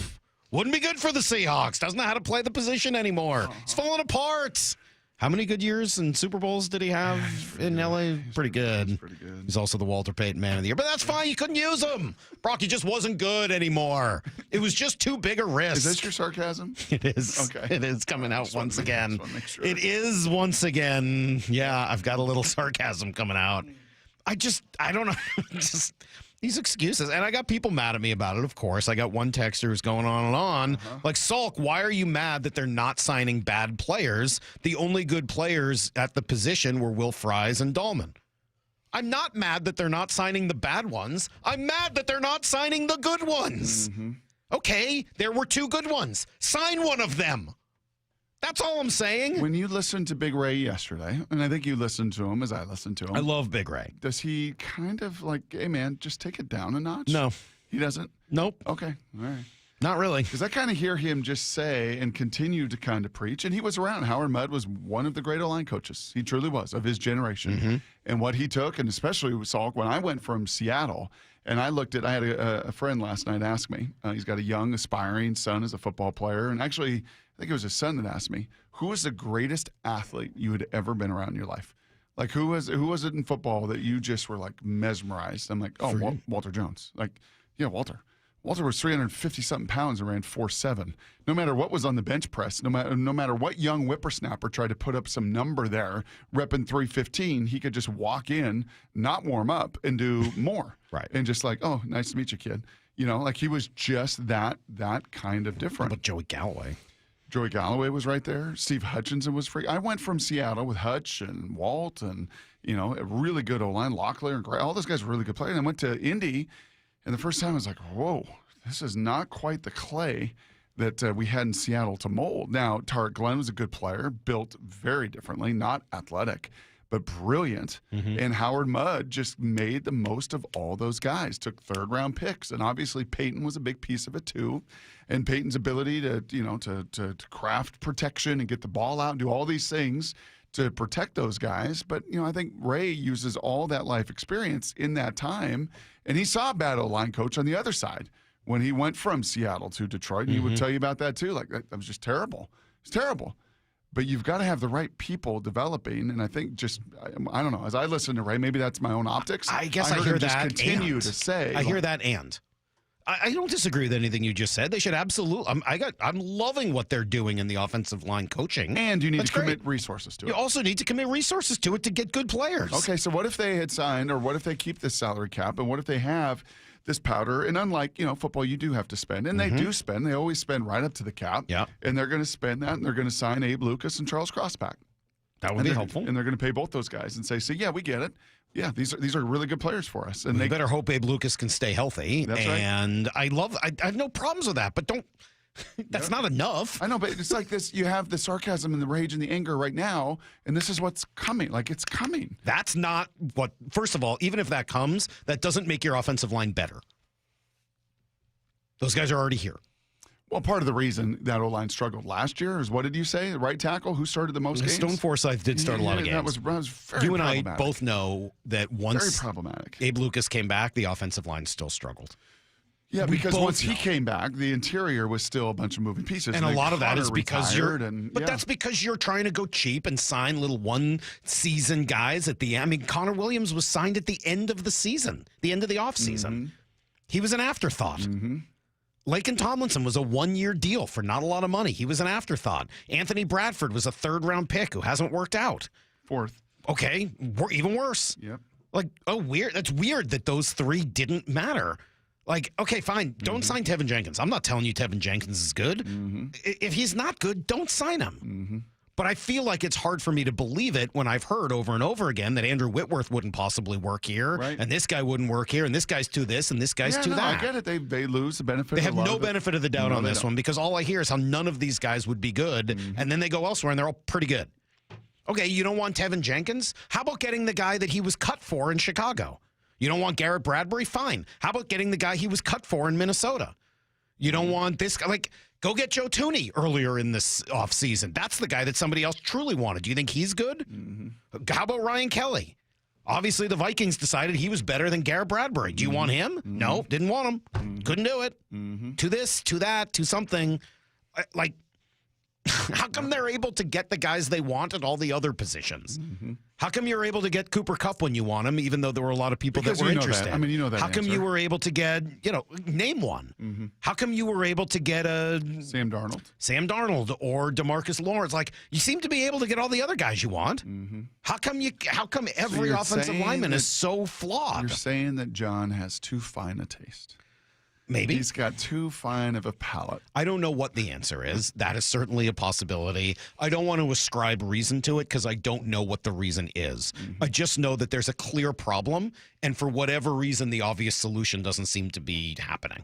So I hope that the less obvious solution works, but it's a little, kind of bizarre. Here is a little more from Ray Roberts to provide some context, Brock. I think the Seahawks have to go about it the way that they go about it. I would just say the one thing is that it seems like we're always in the team that's in that position. Mm-hmm. And then, we didn't draft the person for a certain reason or whatever it is. And then like a Creed Humphreys goes on to be like an all-pro center like type of thing. So to me, at some point, you got to break habits a little bit and maybe take some risk. I think that's kind of what I'm saying. Yeah. So that's why I didn't just hear Ray as saying everything's going to be fine. Let's all take the temperature down. Mm-hmm. I don't think he's saying that. Yep. He's saying you got to take a risk. Yeah, I'm sorry that you don't get a chance to look at Will Fries and find out whether or not he's perfectly healthy. If you had done better with the guard that you drafted last year, it wouldn't be a necessity. Mm-hmm. But you didn't. Mm-hmm. So now you've put yourself in a position where you've got to make a call without all the information, and you might need to buy a house without an inspection. Yep. You didn't bid enough on the last house, so now you're in a bad spot because you're going to be homeless if you don't find a house. Yep. At some point, you got to take a chance. Yep. Take a risk. Take a risk. I think we had a program director tell us that. We did. Will you guys just ever take a risk? Are you just going to be boring? We've taken a few over the years. Take a risk. I would say here's a little bit more from Ray. I just think it's a mindset and a perspective thing. When the conversation about offensive line around here is always like it's a lesser than, or if we see someone that is more impactful than, and it's like, why don't you ever talk about the offensive lineman in those terms? Like the offensive lineman is more than, and the other thing is lesser than. And so it's a mindset to me that I hear that is a little bit frustrating. But hopefully with a new staff, with a new fresh set of eyes on it, some new dudes that have had some success with offensive linemen, hopefully then that will then be the cream that rises to the top, and then they can get some stuff done on the offensive line. Yeah, I think some of the challenge there, if I were to speak to a little bit of that, just from being in around this for the last 20-something years, is that, usually, even if they don't have a personality, Walt was not an overwhelming personality at all, but the talent was so overwhelming. The play was at such a level. It was more than. Mm-hmm. And then, a Robbie Tobeck, who was not of that talent, was such a personality, was such a, the voice and the laughs and the character, and just knew how to needle, and just was the, all instigator and all of it. And he was more than his talent, and it was those guys, their play and their personality. Mm-hmm. Max Unger was a more than. He was just That's that force multiplier thing you were talking about. Exactly right. That's Mike McDonald's So and that's been some of the challenge here. And Charles Cross is not a big persona. He doesn't have a big voice. He's not. Abe Lucas is not a big voice. But how is it that it has been this long and they haven't found anyone like that? I think that's ultimately the point. You want me to take away the sarcasm? You want me to take away the anger? How is it possible that you've gone this long without finding anyone like that? Mm-hmm. I just don't get it. And for one season, you can say, there was no one available. For one season, you can say, we tried, wasn't the right guy. But over the course now of basically a decade, how is that true every year? What's funny is you could go, and again, you don't like this, and it's really not funny, but it's just like the actual data, it's actual facts. And you could look at the 32 teams around the NFL. If you were to talk to their flagship morning radio station, how many of them would say the exact same thing? I bet a lot would. Right? It's either like you don't have a quarterback, and how many markets have said that for so many years? We don't have a quarterback. We don't have a quarterback. You don't have a quarterback. You don't have a chance. Don't have a quarterback here. We don't have a quarterback. We don't have a franchise quarterback. We're looking for a franchise quarterback, and there's constantly in this churn to do that. Or it's like, well, we don't have the O-line. There's just no O-line. Like, our O-line's just not good. It's just that is I know it's a huge problem. A common, unfortunate. But unfortunately, the teams that end up winning don't say that. The teams that win, if you were to ask people in Philadelphia, that was a they wouldn't say that. How did you find that guy on Twitter last night? That's because of. Where did that come from? Do you really need to ask? Actually, I kind of do every once in a while. Yeah, I could tell you the answer to the question. I would kind of like this. So Salk read earlier this morning, last hour, and it was a very informative tweet on just the percentage of snaps together. Right? 5 is 1, as Bump likes to always say when it comes to the O-line, and continuity matters. It's because of my new friend. And 10 of the 11 playoff teams I found all had the greatest continuity of snaps played together. The top of the 11 teams that played the most offensive line together. Yes. All made the playoffs. 10 of the 11 made the playoffs. Feels like something I would find in tub time. I found that. Where did this come Do you from? guys remember a few years ago when I made a new friend on Twitter? Doesn't happen very often, but you remember when I made a new friend, Anand Nanduri? That's my new friend on Twitter. He and I met a couple years ago online, and he's awesome. Do you drop into each other's DMs? We've DM'd. I'm not going to say we haven't. That's his Twitter name, Anand Nanduri. He's at Nanduri NFL. Okay. All right. Nanduri NFL. All right. We follow each other. He's worked, I think, in the NFL. All right. He's a big Ohio State guy as well. I'm going to follow this I mean, guy. you can if you want. It's really up to you. I think I'm going to. I'm not telling you should or shouldn't. I'm going to look him up But right he retweeted that last night, and that's where I saw it through my new friend, Anand Nanduri, who's great. I love the guy. Yeah, we don't always agree on everything, but sometimes we do. And that's where I found it. I thought it was a pretty cool statement. N-A-N-D-U-R-I. N-A-N-D-U-R-I NFL. Oh, there he is. Yeah. Okay. He's great. Yep. Yeah, he's a big Ohio State guy. He'll probably be honored that you followed him, You know, Brock. I'm I'm a- sure I'm a most follower. people would. I mean, who wouldn't want to be followed by Brock Ewing? It took me like a year of working with Brock. Gotta Most earn it. recently, not when I first started here and filled in on your show for him Nope. to follow me. No, you got to earn it. Okay, I just followed him. Good. Wait, did he follow you right away, Lyle? Pretty shortly after. No, he might have followed He made that other Justin and I Lyle. wait like a year. The other Lyle Goldstein. Oh, the one that deals in foreign affairs or whatever it like is. Irish foreign affairs or something. Yeah. Yeah, he when might have followed that guy instead. He's a nuclear, nuclear physicist. That Lyle That's what Goldstein. it is. Yeah, I'm like, we're Just hiring- like our we're Lyle gonna have Goldstein. We're gonna have a nuclear physicist run our board. I screwed that one up. Again, I'm blocked by that guy, and I'm pretty sure it's because he's probably tired of getting tagged in things that have to do Oh, with that's baseball. really funny. Probably. He gets tagged, and so he's blocked you, but that doesn't stop other people from it. It stops the tags. Like he won't see them pop up. Well, that's probably good. Either that or he just really hates you. Yeah. Have you checked in, speaking of that, have you checked in with your 509? Cooper Kupp guy? The guy who had Cooper Kupp's old number since Cooper Kupp signed and see whether he's happy? I would have thought he would have texted you after the signing just to say, like, hey, isn't this great? Cooper Kupp actually signed? Remember, it got a little creepy. So On your part. On my part. Yeah. So I have kind of stayed away. Yeah. Yeah. Yeah, the last exchange we had, I just kind of said, okay, I'll stop bothering you now. So, yes. He said, sorry, I do tease because I still get tons of calls and texts. Have a Okay. good one, number 12. All right. So we there just you kind of go. left it at that. Okay, yeah, probably for the best. I thought he might have gotten back in touch. Yep. Brock. Yep, Michael. Brock. Do we need to start having a conversation a little bit more seriously about the Seahawks taking a quarterback at number 18? Do we need to start? Does that need to be a conversation? If there are now, and I was looking at Mel Kiper's first or third mock draft yesterday, he had Jackson Dart, I think, in the top 10. Mm-hmm. If there are more folks who have Jackson Dart as a first rounder, if there are more folks that have Shedeur Sanders potentially slipping out of the top 5 picks, top 10 picks, should a team that just signed a free agent to a prove-it deal, which is essentially what you're calling the Sam Darnold deal, right? 1 year prove-it deal. Should a team in that situation be considering a quarterback in the first round of this draft? So, Lyle, when you grew up listening to Mike and I, right, as you have said multiple times, when you grew up and the heyday of you growing up and listening to Mike and I was, how old were you, would you say, Lyle? I was probably in high school. Oh, okay, so you were in high school. So that would have been what years? 2012 through 2016, roughly. 2012 through 2016. Yeah, that's when Russ was already here. Yeah, so it was right before 2012, Yeah. right? He got drafted in 2012. Do you remember how much time we spent? A lot. Talking about Russell Wilson. A lot. And I don't know, maybe it was because I was doing studio shows. Salk, you were doing national overnight shows. We were kind of bumping across people. But even that year on the college football trail, I was like, this guy is he's just different. He became a captain in Wisconsin that summer, and he was so good in the play action. He was so mature. He was such a dynamic athlete. He got to the combine, and he was just, he was ripped and runs 4.5, and what is it? I know he's 5'10" and 3/4, but you and I talked ad nauseum about him. We did. So much so that maybe a certain person over there in Seattle is like, hey, man, if you actually want him drafted here, maybe you two knuckleheads should shut up and stop talking about him so much. I remember that. I want to have a QB like that, Salk, and I feel like for a long time I have not. Over these years, Not right? found one or not had one here?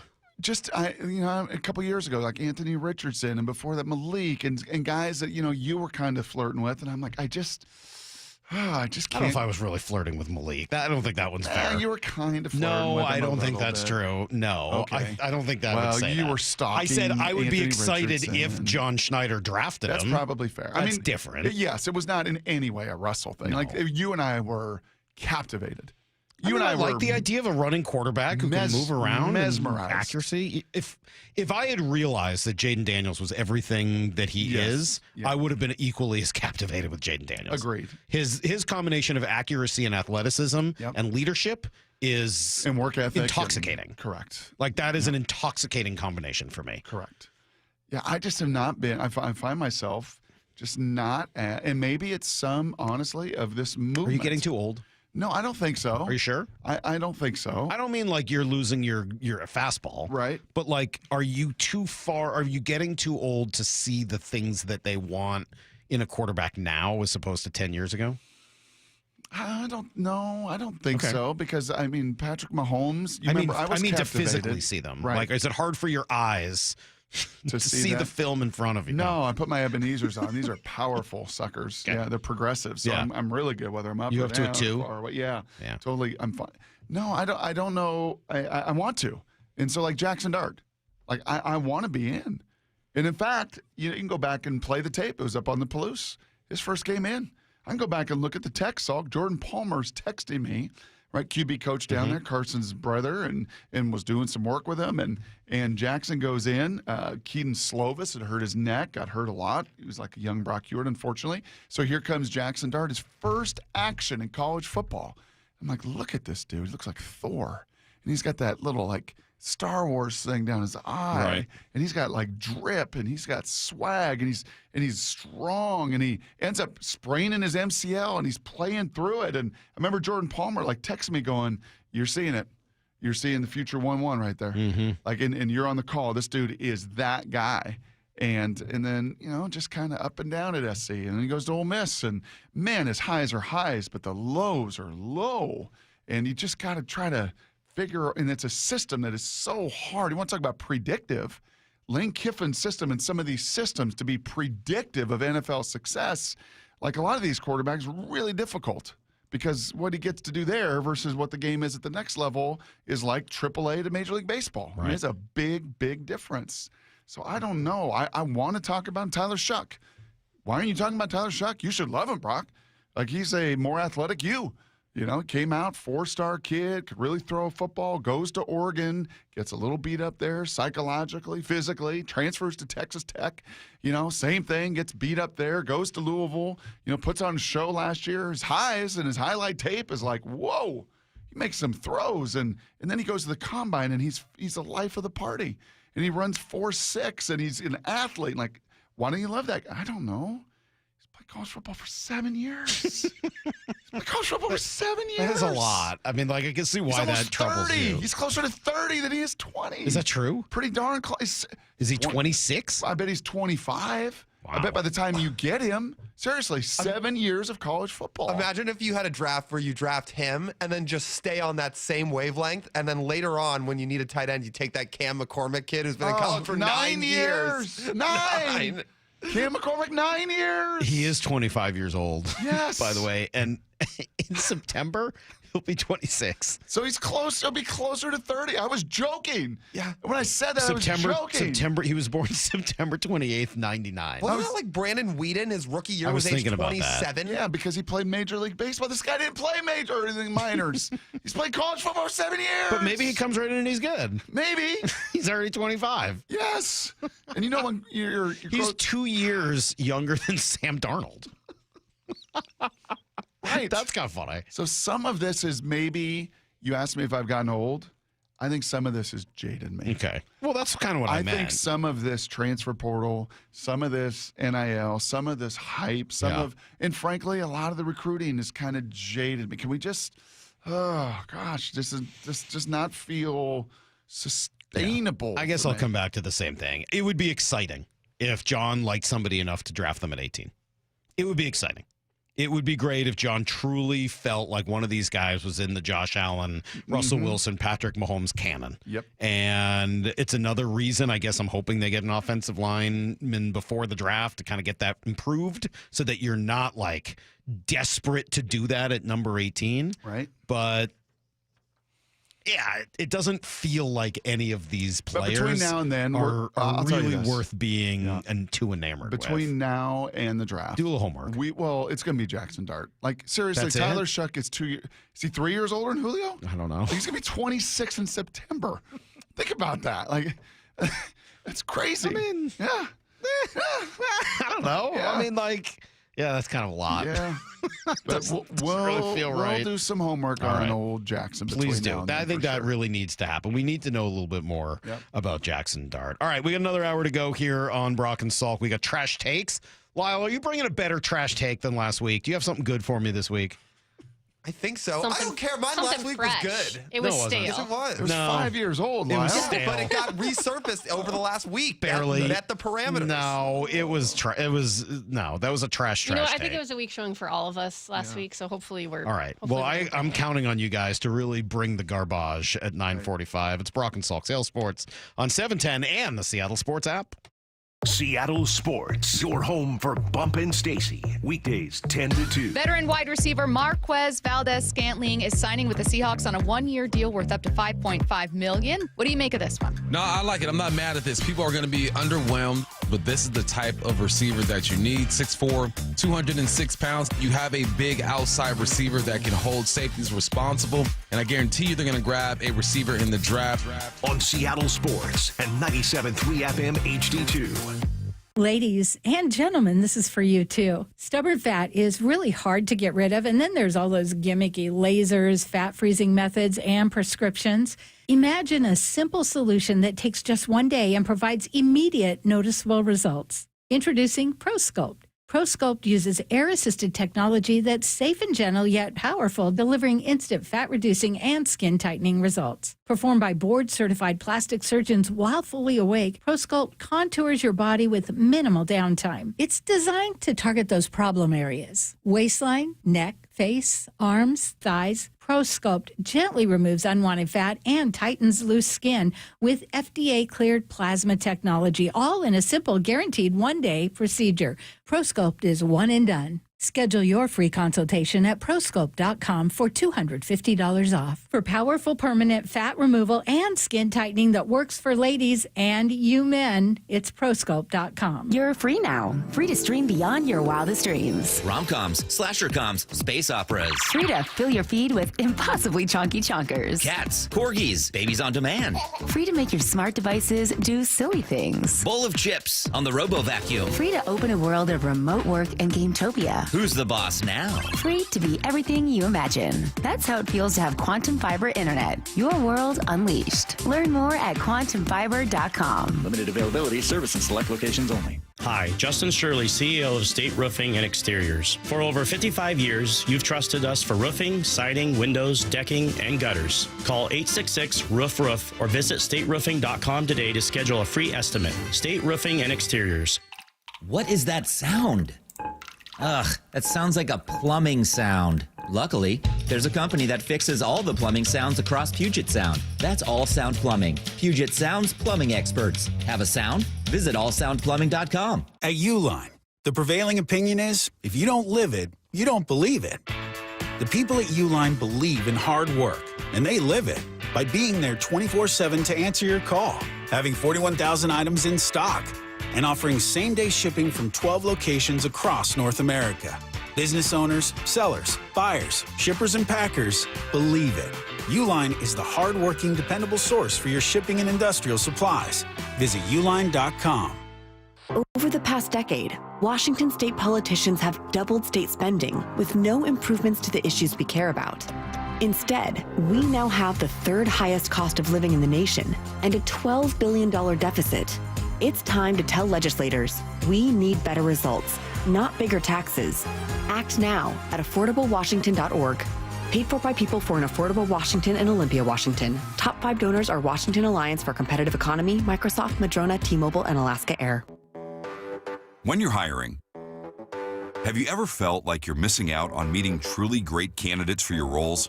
It seems impossible to find them, but they have to be out there somewhere, right? Well, they're not hard to find when you know where to go, and that place is ZipRecruiter. And right now, you can try ZipRecruiter for free at ZipRecruiter.com/radio. ZipRecruiter helps 10 million people with their job search every day. And because these people are actively looking for jobs just like yours, it's easy to find the right person right away. In fact, 4 out of 5 employers who post on ZipRecruiter get a quality candidate within the first day. But if you're not using ZipRecruiter, you're missing out. So see what it's like when the impossible is easy. When you go to ZipRecruiter.com/radio right now to try ZipRecruiter for free. Once again, that's ZipRecruiter.com/radio. ZipRecruiter.com/radio. Never miss out on great candidates with ZipRecruiter. This is the story of the one. As a quality technician in a food processing center, she knows that making the right call is the best way to avoid a recall. That's why she trusts Grainger's world-class supply chain to deliver the high-quality supplies she needs to help keep her production line, her equipment, and her customers happy and healthy. Call 1-800-GRAINGER, click Grainger.com, or just stop by. Grainger, for the ones who get it done. It's the World Fighting Championships at Emerald Queen Casino Event Center. Saturday night, May 10th. Experience the thrill of live MMA, boxing, Muay Thai, and kickboxing. Tickets at emeraldqueen.com. Don't miss this exciting mixed martial arts event. The World Fighting Championships, May 10th at Emerald Queen Casino, the entertainment capital of the Northwest. 21 and older, need gambling help? Call 800-547-6133 or visit emeraldqueen.com. Let's go! This is Seattle Sports. Streaming through the Seattle Sports app. KIRO AM Seattle. KIRO FM HD2 Tacoma. Home of the Seahawks, Mariners, and everything Seattle sports. Get in the freaking auto! From the Quantum Fiber Studio, this is Brock and Salk on Seattle Sports. I don't read the internet, guys. Take the bull by the hands. And Brooke, you are. And Brooke, you are. Now here are your hosts, Brock Heward and Mike Salk. Andrew and Elmo says Lyle's trash take is that his take last week was a good trash take. Hey, I'm not saying it. Get mad at Andrew and Elma. I only have good takes. I've never had a bad take in my whole life. We also got one from the 253 that says, Lyle or Mora, here's a garbage take for you. Strikeouts don't matter. Mike Salk. You're welcome in advance for the win. They don't matter nearly as much. Unfortunately, Mike Salk decides who wins trash takes. That's right. I'm already the trash master because of all of my trash takes like that one. So you're just proving why I'm already the trash master. I got a good take, actually. There were 2 good takes from Amsinger yesterday. All in one cut, by the way. Yes. Oh, you also like the Randy and Rosarena one. That was pretty good, too. Yeah, Amsinger's a really good guest. And as I was saying at 6 o'clock, a little jealous that Bob kind of claimed him. And for good reason. They, discovered him and when early. he does, you don't touch one of them. No, I don't want to be in one of those rear naked chokes or whatever it is that Bob could do. Can you say that? I think so. I think that's what the choke holds. One of his Brazilian jiu-jitsu moves. Right. He's a black belt, for God's sakes. I'm not messing around with that. But Amsinger said a couple of things yesterday that really jumped out. This one about Dan Wilson and ultimately about some of the decisions the Mariners made is fascinating to me. He's one of us, right? No matter how long Scott Servais managed the Seattle Mariners, he was Jerry's guy. It's hard for players to believe that Scott always has their back. Or any manager with a very intimate relationship like that, where they are boys and they've been together for a while and that's his guy, right? That is, again, the human element is always injected in a game that's a marathon like this. Why do you think the Cincinnati Reds pounced on getting a guy like Terry Francona? They knew they had a bunch of young players that were about to turn the corner. Get a guy that knows how to lead them. So a couple parts to that. Let's start with the first half of it, then we can get to the last 5 seconds at the end. First half, I think, is fascinating. I had not considered that angle at any point. I don't think we've ever talked about that angle. We know that there's been at times friction between some of the players and what I'll call the front office. And I guess what I mean by that is baseball operations. Maybe that also includes ownership, but I would mostly say baseball operations. We know that there was sort of Kyle Seager, Jerry Dipoto friction, some of the comments made after, they failed to make the playoffs a couple of years ago. Anyway, I had never really thought of Scott in that way, but as maybe representing or being close to that, to that front office portion of it. But it is an interesting view on why maybe a change needed to be made. Yeah, that struck me as I was driving around yesterday. A lot of traffic on 405 yesterday, and I was thinking about the same thing. For all the conversation we've had, we did not really ever have that tentacle. No. But it kind of makes sense. And it actually struck me in my life experience and being around it, it is why so many, when you become a head coach and president and GM, I watched it with Coach Holmgren when he came here from Green Bay, and he's wearing all those hats. It was really hard for players to be like, well, I mean, you my coach or you my GM? Are you my coach or are you the front office? How many conversations did we have about the struggles the LOB had with Russell Wilson being, well, you're a quarterback, but you're also kind of quasi-management. Like you're kind of wearing both those hats. Yeah, we never really had that conversation. And I think part of the reason why is what I said at 6. Like, generally, you want your manager and GM to be somewhat in sync because I've just seen too many blow-ups between them where, and ultimately, I think that's what happened here. What's the biggest reason Scott's no longer here? I think it's he and Jerry stopped getting along. Yeah, the relationship finally. It had fractured. Yeah. I think it had fractured to a point there. And the natural finger pointing of like, I've given you enough groceries and you've not given me the right groceries. Right. And, just kind of that back and forth. That's going to happen typically over time. I would think that that's ultimately why it went down. But I thought that Amsinger's point was a really good one and one I hadn't thought of. And maybe part of the reason that Dan Wilson looks really good right now because he doesn't represent that. He's such a departure from Jerry. So much so that he's on the wall down there at spring training, right? With all the other legends of the Mariners. You truly are one of us. I think it's an excellent view on it and something that I think we should kind of focus on a little bit throughout this year and remember. And, hopefully that's something that helps Dan kind of claim this clubhouse. Yep. I will also admit I'm not going to get over that last 5 or 6 seconds of Amsinger talking about Terry Francona going to the Reds. And, I'm going to really work hard not to say this over and over again once the year gets going. But until it does, it just wasn't the healthiest way to go about it. I don't like the process. Yeah. I don't really even have that big a problem with the result. It's not like I'm sitting here saying Dan Wilson's going to be a bad manager and Edgar stinks or anything like that. I think could be really good. Had they gone through the process, had they opened it up, had you led his final 11 series where he went 7-2-2 and obviously left a pretty good mark. And then if it was kind of an open deal and Terry came in here, maybe he denied it. Maybe he wasn't going to work with Jerry. Right. Then at least there's kind of the process. But there were probably 3 other names, all with experience, all who have had some success, that probably should have been in the conversation. Terry Francona, Skip Schumacher, and Stephen Vogt. And if those 3 conversations had gone down along with Dan Wilson, and then you made the most educated choice on here's what we think is the best plan for this team moving forward based on the interviews, based on the process, it would be so much easier for me to believe that they got it 100% right because the process would be right. Dan Wilson might be right. In fact, there's a good chance he is. He had a great end to last season, and so far what he was doing at spring training seems to really be working well with these guys.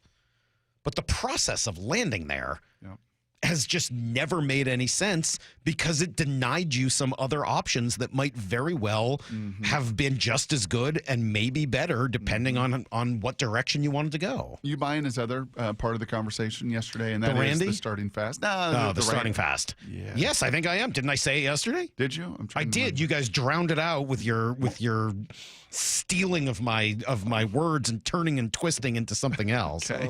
But yes. Just listen to the way Amsinger says it and take notes. Okay, because if I told you once, I've told you 100 times. It's not what you say, Salk. It's how you say it. It's how it comes across, and it comes across condescending. And That's what we were trying to tell you. Listen to the voice. Listen to the tone. I know that Amsinger's a rarity in baseball. He's tall. He's a tall baseball guy. So maybe that's why it's also so silky in delivery. But just Amsinger also hasn't been dealing with all the stupid people. Oh, I'm just kidding. Here's Amsinger. There are certain teams that I believe could lose a postseason spot in the month of April and half of May. One of those 2 teams, the Cleveland Guardians. The Seattle Mariners are the other team. The starting rotation has to be so good that it gets Jerry to go to ownership and say, guys, I told you I wasn't going to spend any money in free agency. You didn't want me to do that. But let me get back to doing what I do. I know how to make trades. Let me go do this. Let me go get the bats we need. I can't see Jerry Dipoto and A.J. Preller sitting on their hands much longer. Hope he's right. I hope he's right, because the other side of that is we've seen the last few years. Like, that's great to say. Totally awesome thesis as we sit here in March. But what has happened in baseball through April and May and into June? Yeah. What's happened is there have been very few terrible teams totally out of it. Very few complete sellers. We get to June and July, and it just feels like the middle is so large. Yeah, I mean, didn't what's the first baseman who went to San Diego last year? The guy who leads the league in hitting every year. Yeah. Luis Arraez. Luis Arraez, thank you. Yep. I mean, he went in May? You did. June? No, I think it was before that. April? It was like end of April. Yeah, I mean, like, start Rare. fast. It is Yes, rare, but it's a good rare. opportunity to put yourself in that position. I'm just going to read to you from my notes for yesterday. Oh, geez. Here are a few reasons why a fast start would help. But did you hear the way? No, I'm Amsinger lecturing you said three it? for No. not listening to Well, me. you know what? Just If they start slow, I'm just going to be grateful. Let's be grateful Yes. for a slow start. No I'm one going to be said that. grateful. I'll be Here are a grateful. few reasons why a fast start would help. Do it with a deeper voice. One, Do it slow. I don't have Greg Amsinger's voice. Just do it a little slower. Buy into a still new system and style. Two, in. keeping at bay any issues with the quiet off season. The quiet See, off this is why nobody listens to me, because you interrupt me and try to make fun while I'm actually trying to give the people what they want.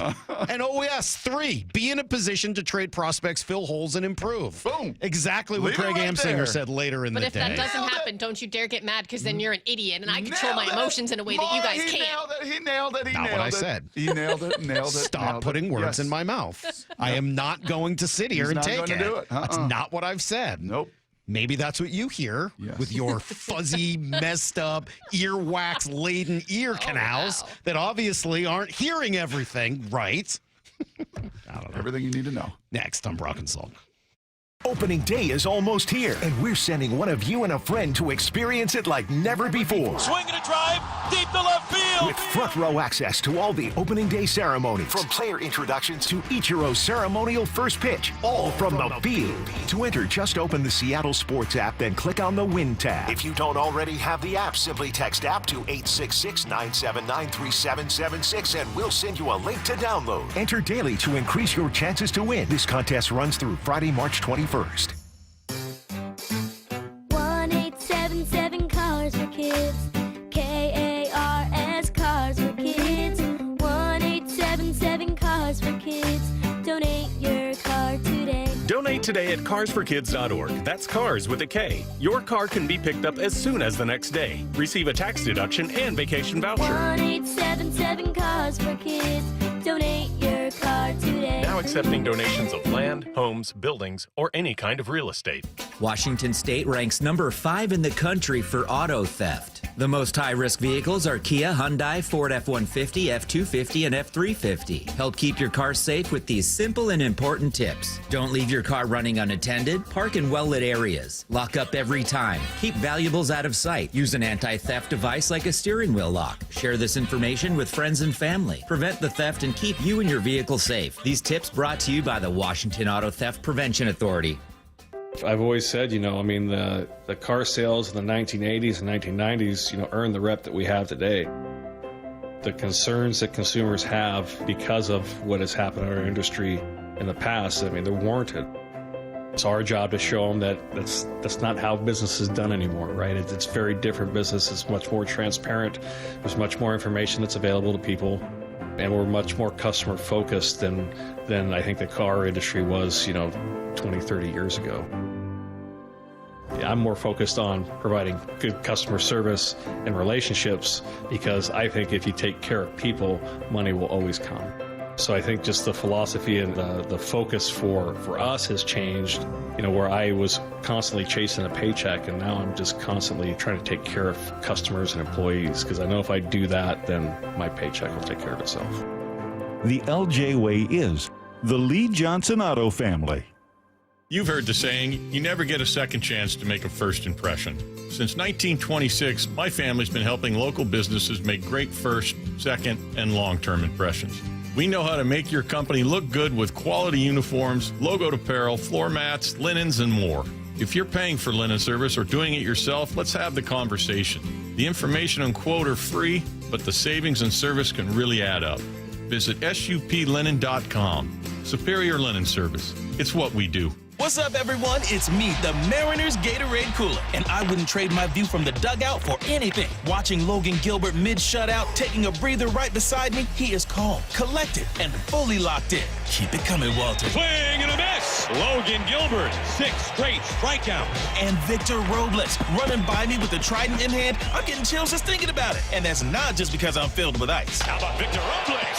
It landed all the way to the second deck. And when Cal walks it off, oh, you know what time it is. A walk-off grand slam for Cal Raleigh. It's celebration time, and they never see me coming. Mariners baseball, Trident Sun. The Mariners are kicking off the season with a stacked slate of promotions, including a Julio Bat Flip Bobble March 31st to April 2nd and a Cal Platinum Glove Bobble April 7th to April 9th. All 6 dates are Mariners value games, which means you can score seats starting at just $10. Get your tickets at mariners.com/promos. The John Schneider Show. Every Thursday until draft day on Wyman and Bob. Listen live Thursdays at 4 p.m. or watch the interviews on the Seattle Sports YouTube page. Meanwhile, at Xfinity. So, influencer life going well? Oh, yeah. I'm up to 32 followers. Oh, that's something. Yeah, posting my tap dancing videos is easier than ever because we engineered Xfinity Internet with 99.99% network reliability. Plus, Xfinity Mobile with Wi-Fi Power Boost gives you ultra-fast Wi-Fi at home and on the go. But wait, tap dancing? You don't tap dance. Hey, what I lack in skill, I make up with passion. Do more of what you love and love how fast you do it with Xfinity Internet and mobile. And now through April 21st, get 300 megabit Xfinity Internet and 1 unlimited mobile line together for $25 a month for 1 year and save $1,000 in your first year over Verizon and AT&T. Learn more at Xfinity.com. Requires paperless billing and autopay with stored bank account. Restrictions apply. Equipment, taxes, and fees extra. After promo, regular rates apply. Savings compared to Verizon 5G Internet plus 1 unlimited welcome line and AT&T Internet 300 plus 1 unlimited starter SL line. Xfinity Internet required. Actual speeds vary. Reduced speeds after 30 gigabits of usage per line. Data thresholds and actual savings vary. When you're hiring, have you ever felt like you're missing out on meeting truly great candidates for your roles? It seems impossible to find them, but they have to be out there somewhere, right? Well, they're not hard to find when you know where to go, and that place is ZipRecruiter. And right now, you can try ZipRecruiter for free at ZipRecruiter.com/radio. ZipRecruiter helps 10 million people with their job search every day. And because these people are actively looking for jobs just like yours, it's easy to find the right person right away. In fact, 4 out of 5 employers who post on ZipRecruiter get a quality candidate within the first day. But if you're not using ZipRecruiter, you're missing out. So see what it's like when the impossible is easy. When you go to ZipRecruiter.com/radio right now to try ZipRecruiter for free. Once again, that's ZipRecruiter.com/radio. ZipRecruiter.com/radio. Never miss out on great candidates with ZipRecruiter. Need to know. 15 minutes past every hour with Brock and Salk. Here's what you need to know. Up first.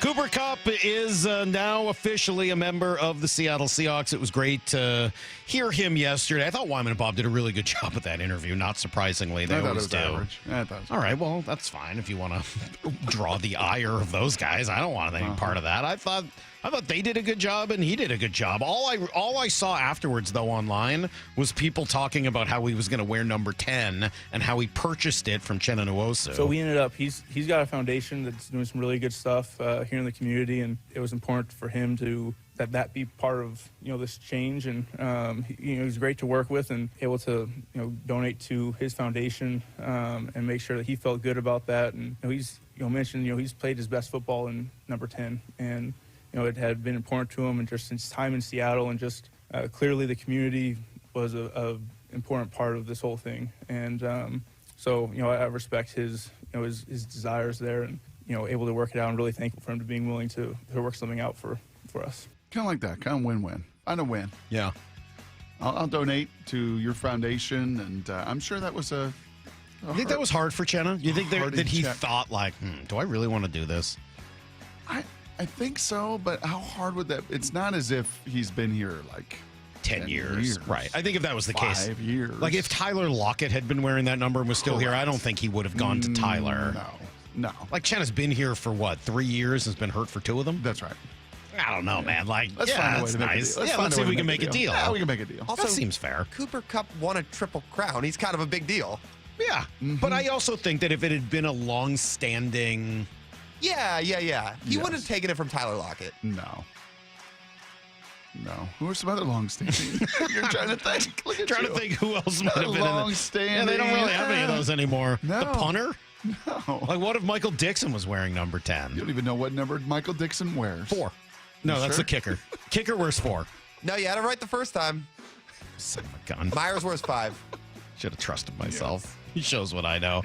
Sam Darnold, Garrett Bradbury was supposed to lead to Bradbury being here, Brock. That's all I heard. That's what I heard. Well, didn't happen. He's going to the Patriots to be the center there. We know that Tevin Jenkins, who I believe I called him Tevin Campbell earlier today, the old soul singer from the 90s. Tevin Jenkins didn't sign here. Wally was here, so we'll see whether that gets done too. I want to give a quick shout out to Brent Stecker, our sports editor. He doesn't miss a thing. He texted me yesterday. He's like, is it okay if I put that part about you seeing him at the airport? I was like, no, because that was not true. That was just totally tongue-in-cheek, and I'm sorry you missed that. Yeah, no, you can't put that in at all. No, that's not true. It sounded good when it came out of my mouth. Not even a little obviously, tongue wasn't far enough in cheek. Here's the second thing you need to know.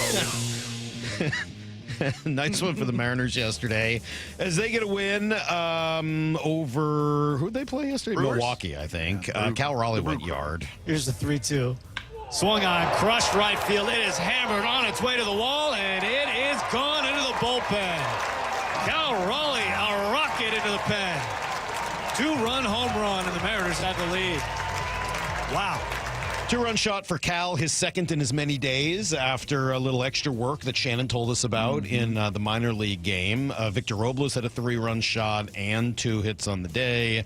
Randy Arozarena with 2 hits. Rayleigh with 2 hits. Solano with 2 hits. Dylan Moore had a hit in a stolen base, Brock. That's good. I know you're excited about that. Still no Julio yesterday, and I think he's not in the lineup again today. I think he's still a bit under the weather from what I understand. So, just kind of take it day by day with him, and it has gone through a few guys, so it's not something you want to get. So protect yourselves.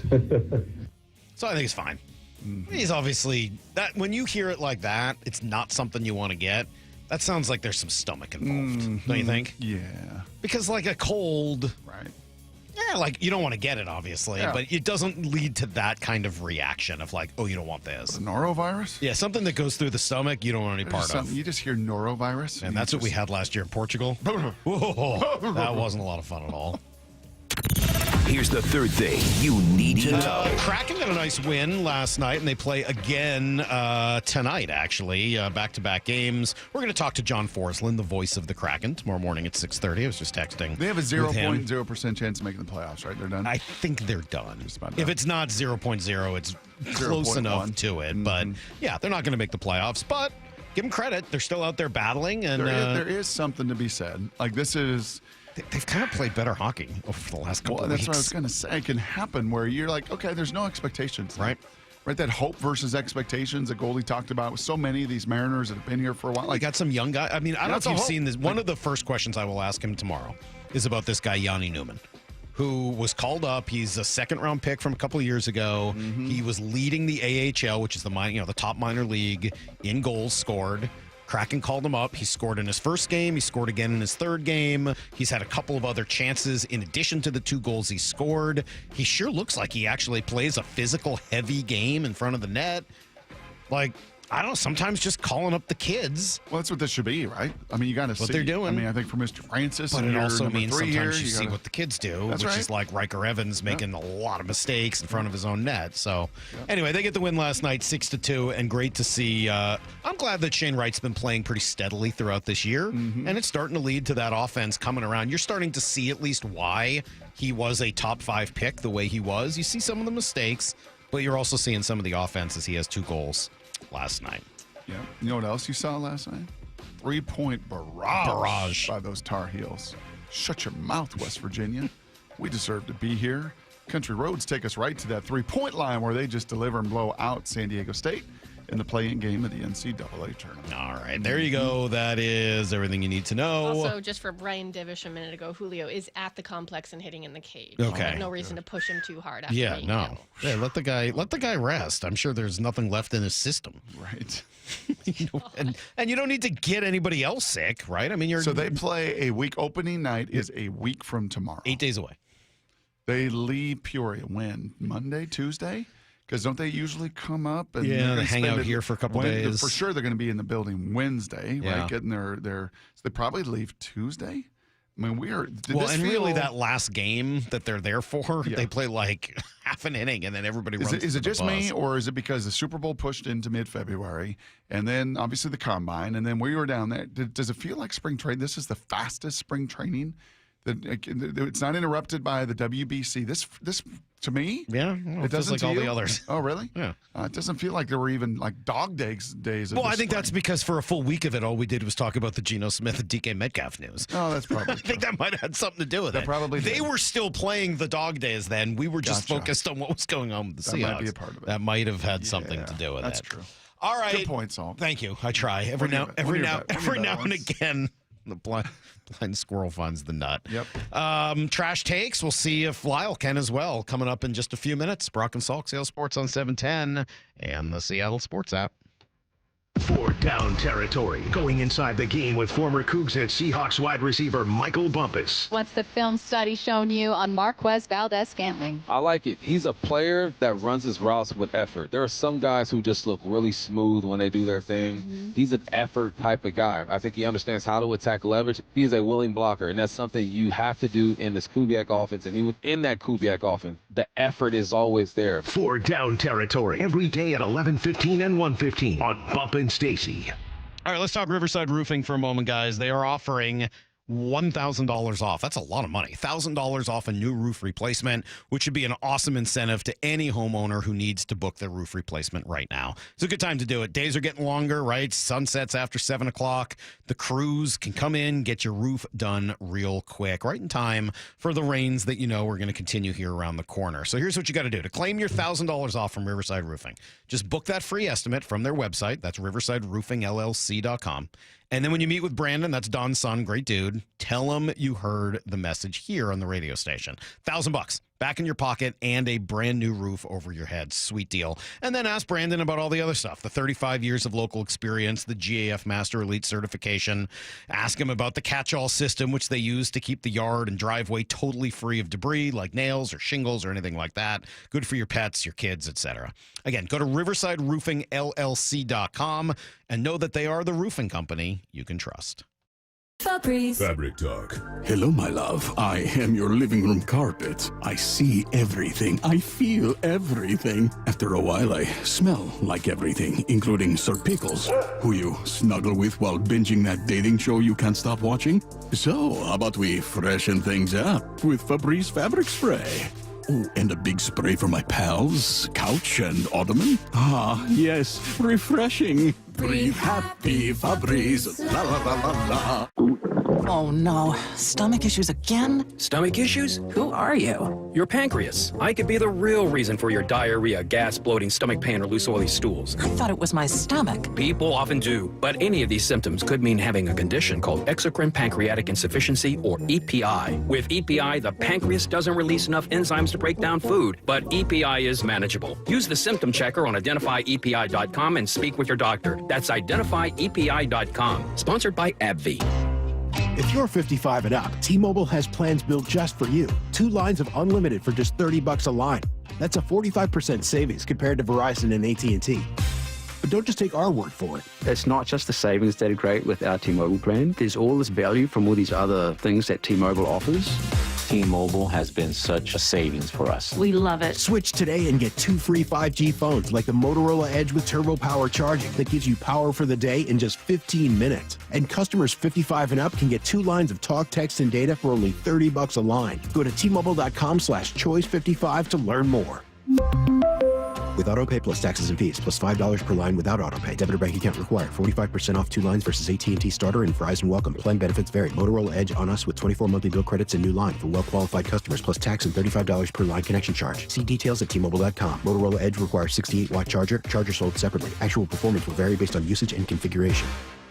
Seattle, it's almost showtime at T-Mobile Park. Be here when the action gets started March 27th with Mariners opening day, featuring a ceremonial first pitch from Hall of Famer Ichiro. The fun continues with Randy Arozarena crossed-armed hoodie night March 28th and Hello Kitty bucket hat night March 29th. Then don't miss the 3-day Julio bat flip bobble giveaway March 31st to April 2nd with tickets starting at $10. So get ready, get set, Mariners baseball is finally on deck. Grab your tickets at mariners.com. Heading outdoors or on the water this weekend? Check in with Joey and Nelly on the Outdoor Line from 6 to 8 a.m. every Saturday on Seattle Sports and the Seattle Sports app. Can you take the power of your home internet almost anywhere? Well, with Xfinity, you can. Do more of what you love in the places you go the most with internet and mobile together. Xfinity built a network that's 99.99% reliable. Plus, Xfinity Mobile has Wi-Fi Power Boost, giving you ultra-fast Wi-Fi at home and on the go. Get the same reliable network in the places you need the most. The coffee shop, the grocery store, or the game. All to power more of what you love, whether you're a gamer, streaming, or work from home. Whatever you're into, you'll love how fast you can do it with Xfinity Internet and Mobile. And now through April 21st, get 300 megabit Xfinity Internet and one unlimited mobile line together for $25 a month for 1 year with no annual contract. And save $1,000 in your first year over Verizon and AT&T. Plus, ask how to get a free premium 5G phone. Visit Xfinity.com, call 1-800-XFINITY, or visit a store today. Requires paperless billing and auto-pay with stored bank account. Restrictions apply. Equipment, taxes, and fees extra after promo. Regular rates apply. Actual speeds vary. Savings compared to Verizon 5G, Internet plus one unlimited welcome line, and AT&T Internet 300 plus one unlimited starter SL line. Xfinity Internet required. Reduced speeds after 30 gigabits of usage per line. Data thresholds and actual savings vary.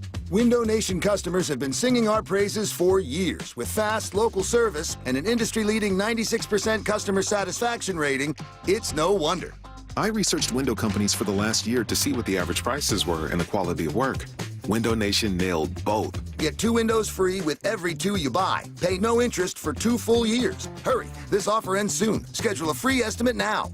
Call 866-90-NATION or visit windownation.com. That's 866-90-NATION. Getting engaged? At Shane Company, we'll help you find the perfect diamond. This is your engagement ring, aka only your life's most important piece of jewelry. No need to worry. As gemstone experts since 1929, we handpick only the most beautiful natural and lab-grown diamonds cut to our high standards in every price range. We have diamonds in all shapes and sizes, ready to compare side by side right here in our store. Come see for yourself at Shanco.com or at your local store. No appointment necessary. Shane Company, your friend and jeweler. From the Quantum Fiber Studio. This is Brock and Salk Weekdays 6 to 10. on Seattle Sports and 97.3 FM HD2. You know what Maura and I are doing tonight? Maura and I are going to hang out tonight. What? For about an hour. Stuff our faces. We're going to the Mariners taste testing at T-Mobile for some of the new foods that are going to be offered this year. I'm sure they were hoping that you were going to come because you became quite the influencer with the double Mitch Witch. I was a bit of a Mitch Witch influencer. I think that's right. Created a frenzy. They ran out. I would say that's true. So well for him. Well, I didn't say, but the sandwich worked out well, and there were a lot of people in line waiting for that thing. This isn't about the team. This is just about the food. So this is a separate conversation. However you feel about the Mariners offseason, don't take it out on the food. Okay. So here's what the news release says. More, this is what we have to look forward to this afternoon. Ichi wings, little dumpers, ice cream nachos, slushy wall, and Tridents Up Cup highlights the new T-Mobile Park menu offerings for this season. Plus, a Mariners blue corn dog, new sushi, and the King's Court turkey leg can be purchased as well. So those are all things for us to look at the ballpark for this year. Are you guys going to kind of divide and conquer? And there's also an Ichi roll, so we get some sushi. Yeah, so there's a lot of Ichiro-related stuff. So the Ichi wings, if you know the story, Ichiro used to have these Ichi wings made for him at the ballpark, right, all the time. And so this is using the exact recipe, created specifically for Ichiro in the clubhouse kitchen. featuring a delicious teriyaki and sesame glaze. Sheesh. So we're going to try that today, Maura. I think that played a role in his calf development. I think it might have. Okay, great. And then, yes, Maura, you're absolutely right. You can dig into the Ichi roll, made of salmon, crab salad, avocado, cucumber, green onion, fried onion, sriracha, rice, and seaweed. I mean, that sounds pretty good. I'm kind of into that. Who's not? No. Did you also see, this is right up your alley, they're adding to the walk-off market a ballpark banh mi. Well, I We're think gonna you know have how fun. I feel about a banh mi. I know. One of my absolute favorites. Good. Playing off the Big Dumper nickname, What do we Brock, got? What do we got? we will also have tasty little dumpers this season. Dumplings or dumpers? Little dumpers. Well, they are hot and fresh steamed pork soup dumplings with sesame and hoisin sauce. Why do they got to be so little? Give well- me a big dumpling.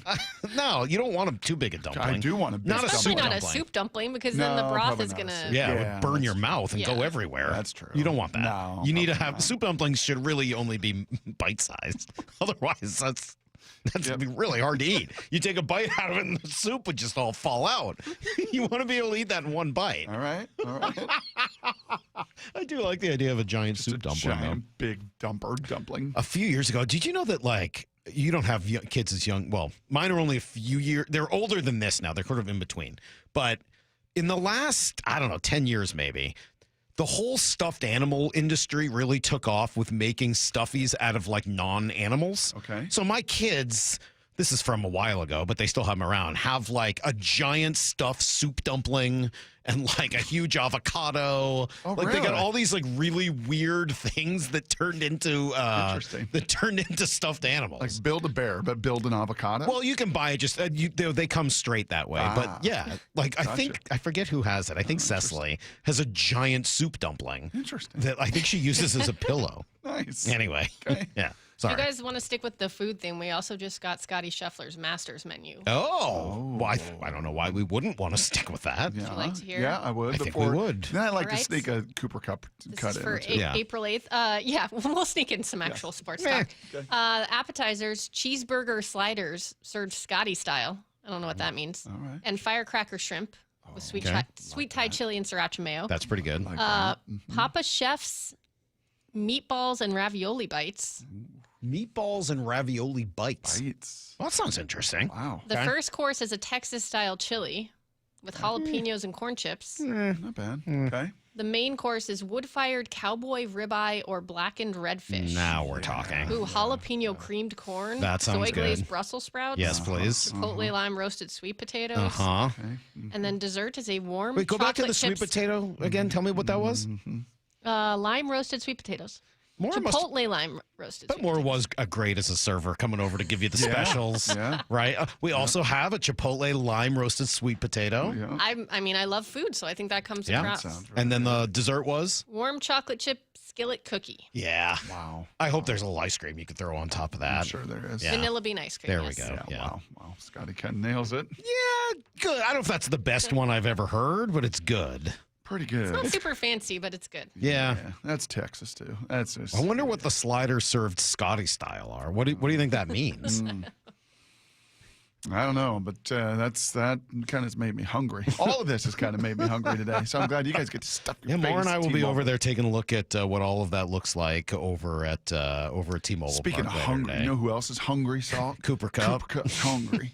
How about that little It's very, very transition? hungry. Yeah, I got a lot of Cooper Cupp sound. You want to hear some of what he said? Because I found him to be one of the most likable press conferences. Yeah, you were really compelled yesterday. I was pretty smitten. All right. Well, I mean, he is hungry partially because of the way things ended for him in LA. I think there is. I mean, it's frustrating. It's difficult. It's hard, right? I mean, we've been there for 8 years. We had, all of our kids were born there. Well, 2 of them were born there, but my kids grew up there, and that was home. That was home for our family, and that was an organization that I just thought I'd always imagined finishing my career there, but that wasn't what was in the cards for us. God had a different plan for us, and we're excited about this next chapter and wherever it is that he's taking us and stepping into that. But there is a piece that is frustrating. But I am very thankful for my time with the Rams and the people there, the experiences we had, the relationships that we had there. I'm gonna be able to look back on my time there glowingly and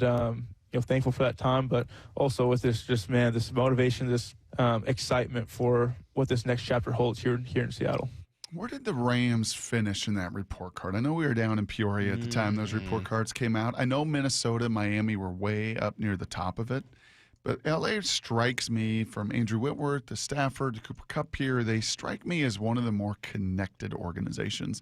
For one that's been as nomadic as it's been in its career and moved around and not really had a home for a while, and St. Louis to L.A. and St. Louis, right, just back and forth. It feels like Kevin Demoff, Les Snead, Sean McVay have done a really fine job of like connecting and building that connective tissue with their players. And I think that's what you feel from Cooper there. Like, man, I love these guys. Sean McVay is a guy that it feels like you love to play for. Les Snead's got a lot of John Schneider. I'm just a real dude.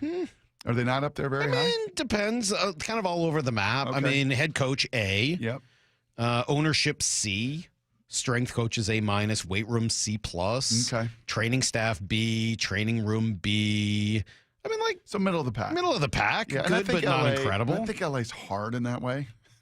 You Maybe. know, their stadium is, you know, way down in Inglewood, and they practice way up here. You know, so I think it's They just built all that new stuff. they I did. mean, They finally yeah. did. They finally did. But I could see Treatment facilities or treatment of families D. Ooh, that's not great. Yeah, food and dining area C-. Okay, so Nutrition, maybe yeah, not great. like kind of not Okay. great. Locker room C+. Interesting. Okay. Yeah, not as good as you would think. No, not as good as some of these guys. Now make here's it what's a little sound. odd about that. All right. They share a building with the Chargers, They right? do. Mm-hmm. Well, the Chargers are tenants in that building. Yes. So you would assume then that the Rams got the better locker rooms, right? Correct. Well, the Rams got a C+, the Chargers got an A for locker rooms. Wow. Now, maybe that's practice facility locker rooms? Maybe. But doesn't that strike you as a little bit odd? That does. But it does strike me as Cooper was a third-round pick, built his way up there, won a Super Bowl there, got paid there. And that, you know, is probably a little bit like Tyler Lockett up here. But even cut more short because Tyler basically just had kind of 1 year left on his deal and, you know, 10 years versus 8 years. And I think Cooper probably did imagine that he would finish it out. Yeah. And now he's not. He also talked about his blocking, which has been a big part of his game for a long time. Takes a lot of pride in that, and he explains where it came from. Early on, I got credit Jay Dumas, my high school coach. Shout out to Jay, making that a point of emphasis for me. And I didn't learn until later that he was the worst blocking receiver at WSU in history of WSU receivers. But he seemed to make it seem like it was really important that you blocked as a wide receiver. So when I was in high school, that was always a big emphasis and carried on as we kind of went through college. And then for the Rams, that has always been like with being condensed formations, you're a part of the blocking surface. You're a part of the counts. And that was so much fun because I got to learn as if I was an extension of the offensive line, you know, the verbiage, the thought process behind how they're doing things, the angles that are being done, the counts with the linebackers, with the shades, with the, you know, where the bubble is at, and all this different stuff. It's like, man, I love football, and this is a whole other part where I thought I had things figured out, and you realize there's a whole other world happening, you know, right at the line of scrimmage.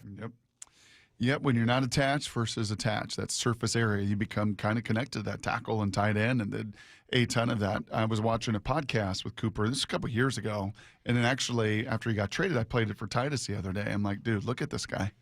It was a great podcast with Cooper and his wife talking about the journey, and they got married in college. Love that. You know, I love that. I know you do. I really love that. That's really your thing. But you know what Cooper Kupp weighed? And I know you young kids are in school now. Maybe you're on spring break this week. So I don't know how many of you are driving with your mom or dad to school right now and thinking, I'll never make it. I could never do that. These guys are just superhuman. They're just built different. I'm just way too small. Do you know what Cooper Kupp weighed his freshman year of high school? More or less than Akshay Bhatia. 119 pounds. So less than Akshay Bhatia. He wore ankle weights to school. Yeah. His mom would come pick up his backpack so he could walk with his ankle weights. Sort of a similar story to what Colt Emerson told us a few weeks ago. Yeah, a total late bloomer. And, you know, just had to like lift and had to work and had to eat and had to commit to it. And by the way, was not recruited even still out of, you know, Yakima. But he also has a frame at 6'1" to put some of that on. He does 6'2". He did. 6'2". He did. But he had to do that and he had to sacrifice. And he went to Eastern and did the same thing. And, you know, heard very early, you'll never play here. You're a nice story. And, you know, you got some good lineage, but you're never going to really play here. And just kept working and grinding. It is an building. underdog story, not unlike Doug Baldwin's. And he does say that, growing up watching the Seahawks, obviously, as a Washington guy, he did model some of his game after Doug. Being able to see what guys do and say, hey, is that something that I can do? Is that something that I want to implement in my game? And we were just talking down the hall. Doug Baldwin, one of the best come-to-balance releases in history. And little pieces of game, it's like little pieces of game like that. It's like, man, that's something that I do. It's watching Doug Baldwin do that stuff to guys, turn people around all the time, part of what in my bag. It's something that I carry with me. And so it is. There's guys that have come through this organization that have been impactful in ways they might not know about how I play the game. You say the counterbalance release? Come to balance. Oh, come to balance. What does that mean? Don't know for sure. I can imagine as he's coming off the ball, you don't just want to make these moves. You can imagine Doug, right? Those just cat-like reflexes that he had. And we would watch him do that stuff, and we'd watch him go. But when you make that move, you can't be off balance and take a bunch of extra steps. You got to make that move and come to balance right away, so then you can explode into it, get vertical, whatever you need to do. And that body control takes, honestly, it will be his feet. You will see his feet at training camp. We will, and we'll be like, yep, those feet are still unbelievable. And the hands and the feel, I just really hope he can play 15-plus games. Yeah. Right? I mean, that's just been... he feels like he's still an ascending player. He feels like all of that physical stuff he can still do, but can you just be available? And that's been the challenge the last couple of years. And the Rams kind of made a bet that he can't be, right, at the price that they were going to pay him. Well, either way, pretty cool. He gets to play for his hometown team, and he's excited about that. It's a really cool thing. Obviously, growing up in Yakima, watching the Seattle Seahawks growing up, and I've talked a lot about memories and experiences. I mean, that's what football is, right? It's like it's remembering all those big moments. And we're walking through the halls back here. It's like looking at these photos of iconic, just moments in games and being able to recognize, like, man, I remember where I was when that happened and that moment happened. And growing up watching Seattle, watching football being a huge part of my life, and then playing in Eastern Washington, full circle moment coming back to being able to throw on a Seattle Seahawks uniform. That's a really cool thing, and something that I don't take lightly, and just really excited to be able to be a part of this program and what this program's been about, and continue to move it forward. Last two things on this is I really hope they find the next Cooper Kupp in this draft. The next DK Metcalf, the next Tyler Lockett, the next second or third rounder that we're talking about 10 years from now is one of the most productive players. Like, that has got to be, I think, a charge for this personnel department, because you want that next second or third Cooper Kupp learning from this one. Like, you get all of that knowledge and all of that experience, right? And just like Dan Wilson is one of the guys, like Cooper Kupp's like one of your guys, but with all that wealth of experience and Super Bowl wins and Triple Crown winner, like, that's the guy you also want training up the next Cooper Kupp. All right, well, from Cooper Kupp to trash takes, Brock, I think we're ready to see if the three of you can redeem yourself after last week. Get it together. Y'all look like trash. Trash takes. It's a bunch of trash. Oh, gosh. I thought it was trash. On Brock and Salk. That's a terrible take.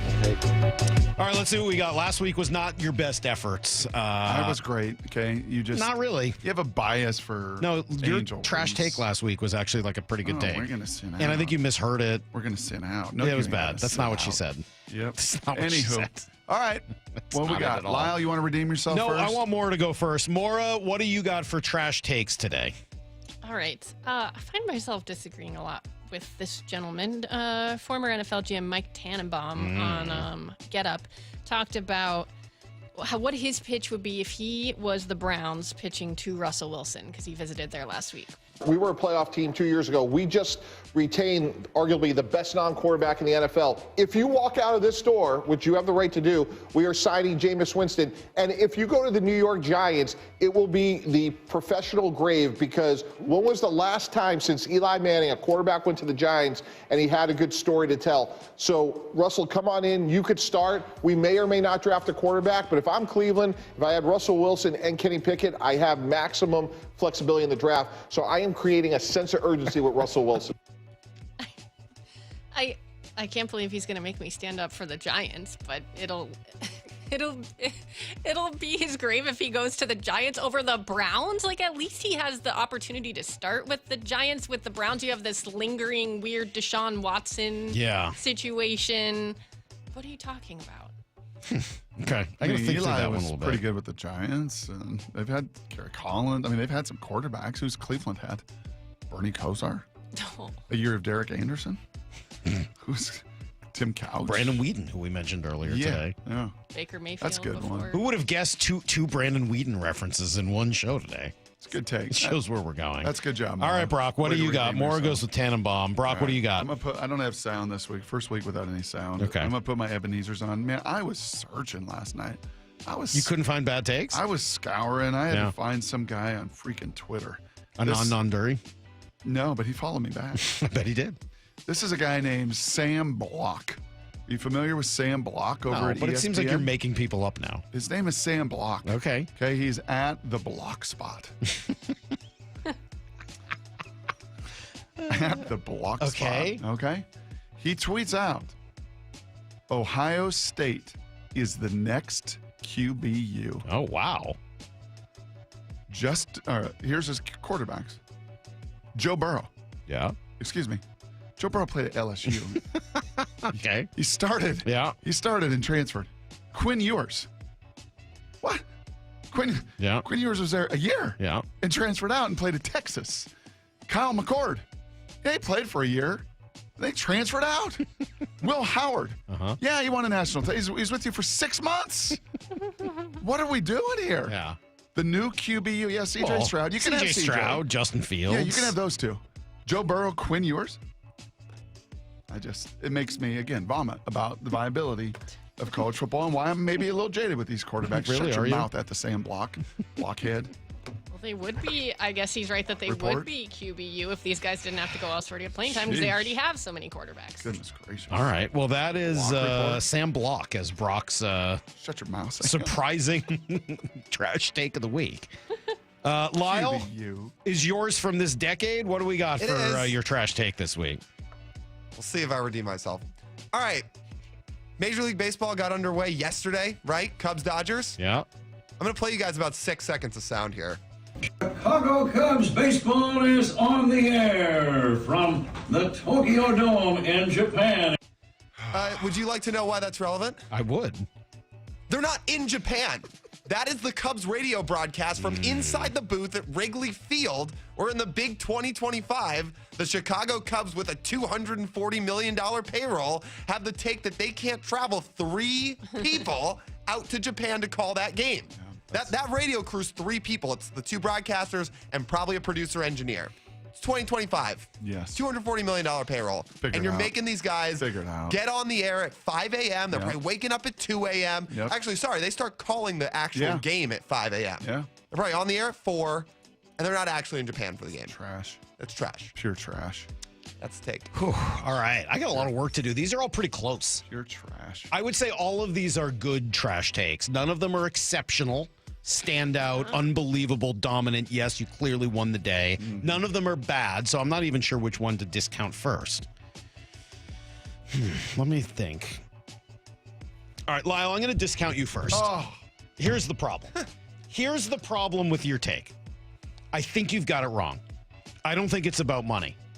Based on what I heard from that 6 seconds of sound you played, there's no way that guy could last an entire flight to Japan. I think he's 85 years old.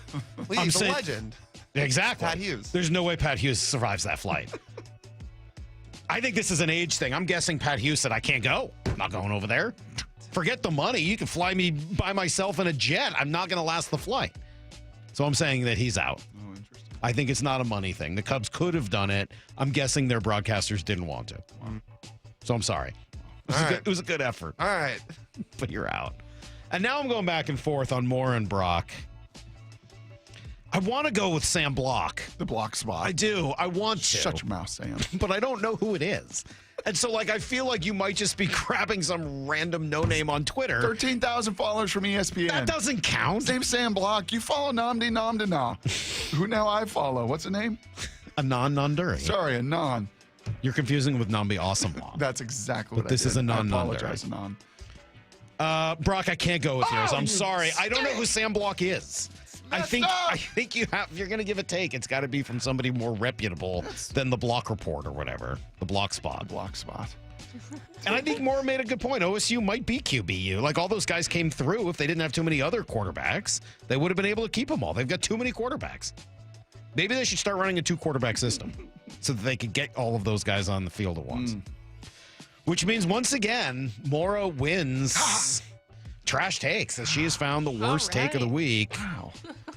I don't have any idea what Mike Tannenbaum's talking about. The only way... I mean, it's just bad when you make me want to defend the Giants. But Here's the only thing I would say for Mike Tannenbaum. The only possible defense of his ridiculous take there is that he was asked, what would you say if you were Well, no, he was. But how do you still say we're better than the Giants? Say? We're better than the Giants. You got to say something. He has to answer the question. There is no good answer to that question. There is no way. There's no better way to sell the Browns. But it's fine to say we just re-signed Myles Garrett. All the other stuff he said. When you say you'd be worse off going to the Giants, I just can't. I think what he should have said is the same thing we said about Baker Mayfield and that Baker said when he was drafted there. If you win in Cleveland, you will be a legend forever and ever. It's true. If you can make this franchise successful, they will love you. They will build statues. They will treat you like a god for the rest of your life. See, you came up with the best pitch because that's what Russell wants more than anything. Absolutely. Well, I'm better at this than Mike Tannenbaum. I should have been the GM of the Jets. Anyway. Maura, nice job. You win Trash Takes once again. Maura's Thank you. pretty good at this. Kicking our butt. Yeah, now. she started slow, but then once she got in the game, once she figured it out. Hey, next Wednesday, Anand, make a really stupid take. So at least Salk will take it seriously when I bring it up. I love my guy, Anand. All right. Tomorrow we've got, here's the thing, at 8 o'clock. We might move it because we've been doing these Mariner most intriguing at 8 o'clock. We've already got someone. I started earlier this week. Good. But we could use some more still. All right. We'll go to the app, download our Seattle Sports app, and leave us some messages for Here's You're the Thing. You're going to get your bracket done tonight. Yeah, obviously. I spent a lot of time on that. And Maura and I are going to taste food, and we'll see what that looks like. Great. John Forslund will join us at 6:30, and we'll figure somebody else out for tomorrow as well. Until 6 a.m., you can stick around for Bump and Stacy next. Do you know where the hay is? In the bar. That's right. See you, everybody. Get to the chopper!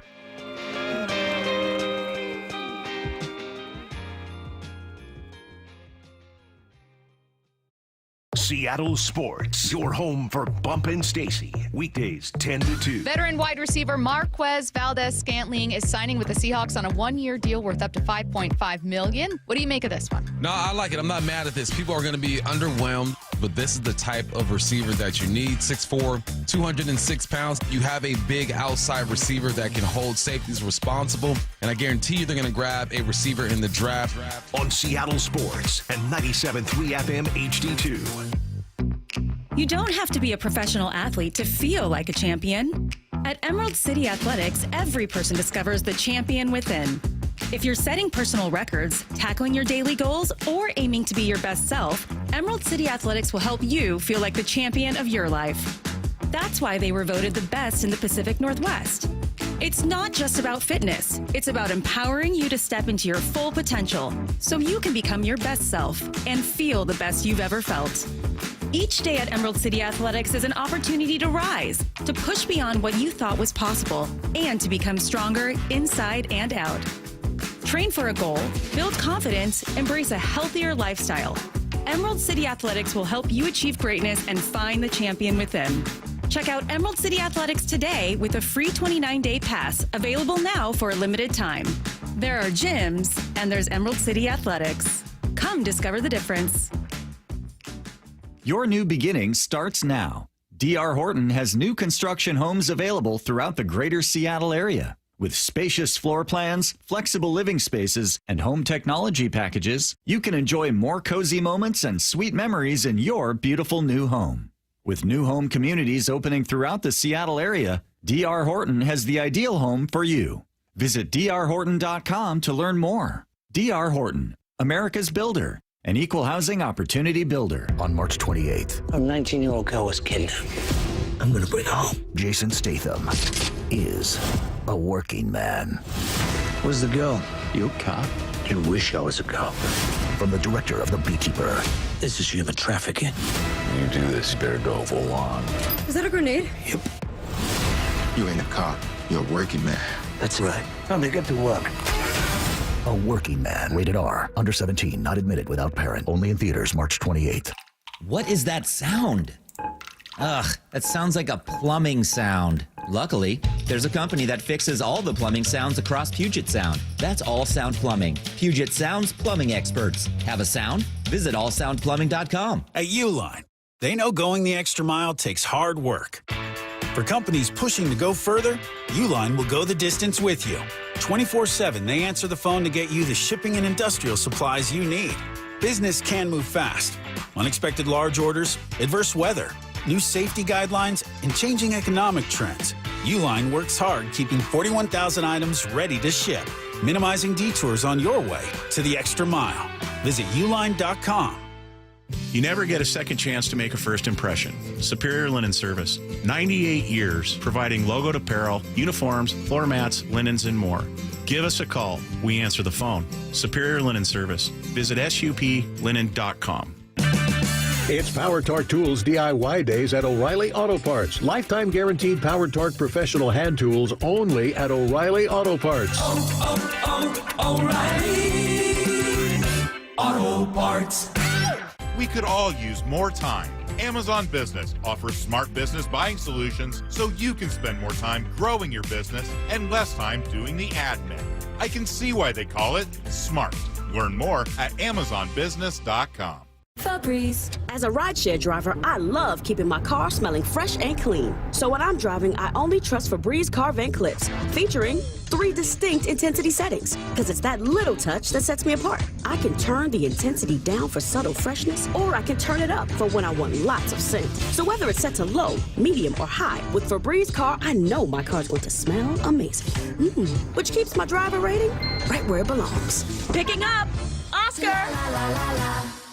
The brackets are now open. Compete in the Seattle Sports Bracket Bucks presented by Muckleshoot Casino Resort. Head to seattlesports.com/win to pre-register. Reseed your bracket and compete for your shot at great prizes. The grand prize winner from the 64-team bracket will win $1,000 in Visa gift cards. But if your bracket is busted in the first round, we have other ways for you to play too. Register and find complete rules at seattlesports.com/win. The future is here, so why is your internet stuck in the past? With Quantum Fiber Internet, you can get next-level multi-gig speed on a reliable fiber network. Fair and honest pricing, with no annual contracts or bundling required. And whole home 360 Wi-Fi to make sure your devices are ready to take you where you want to go. So you can stream, post, game, surf, like, and love to your heart's content. You do you. Let Quantum Fiber Internet take care of the rest. Learn more at Quantum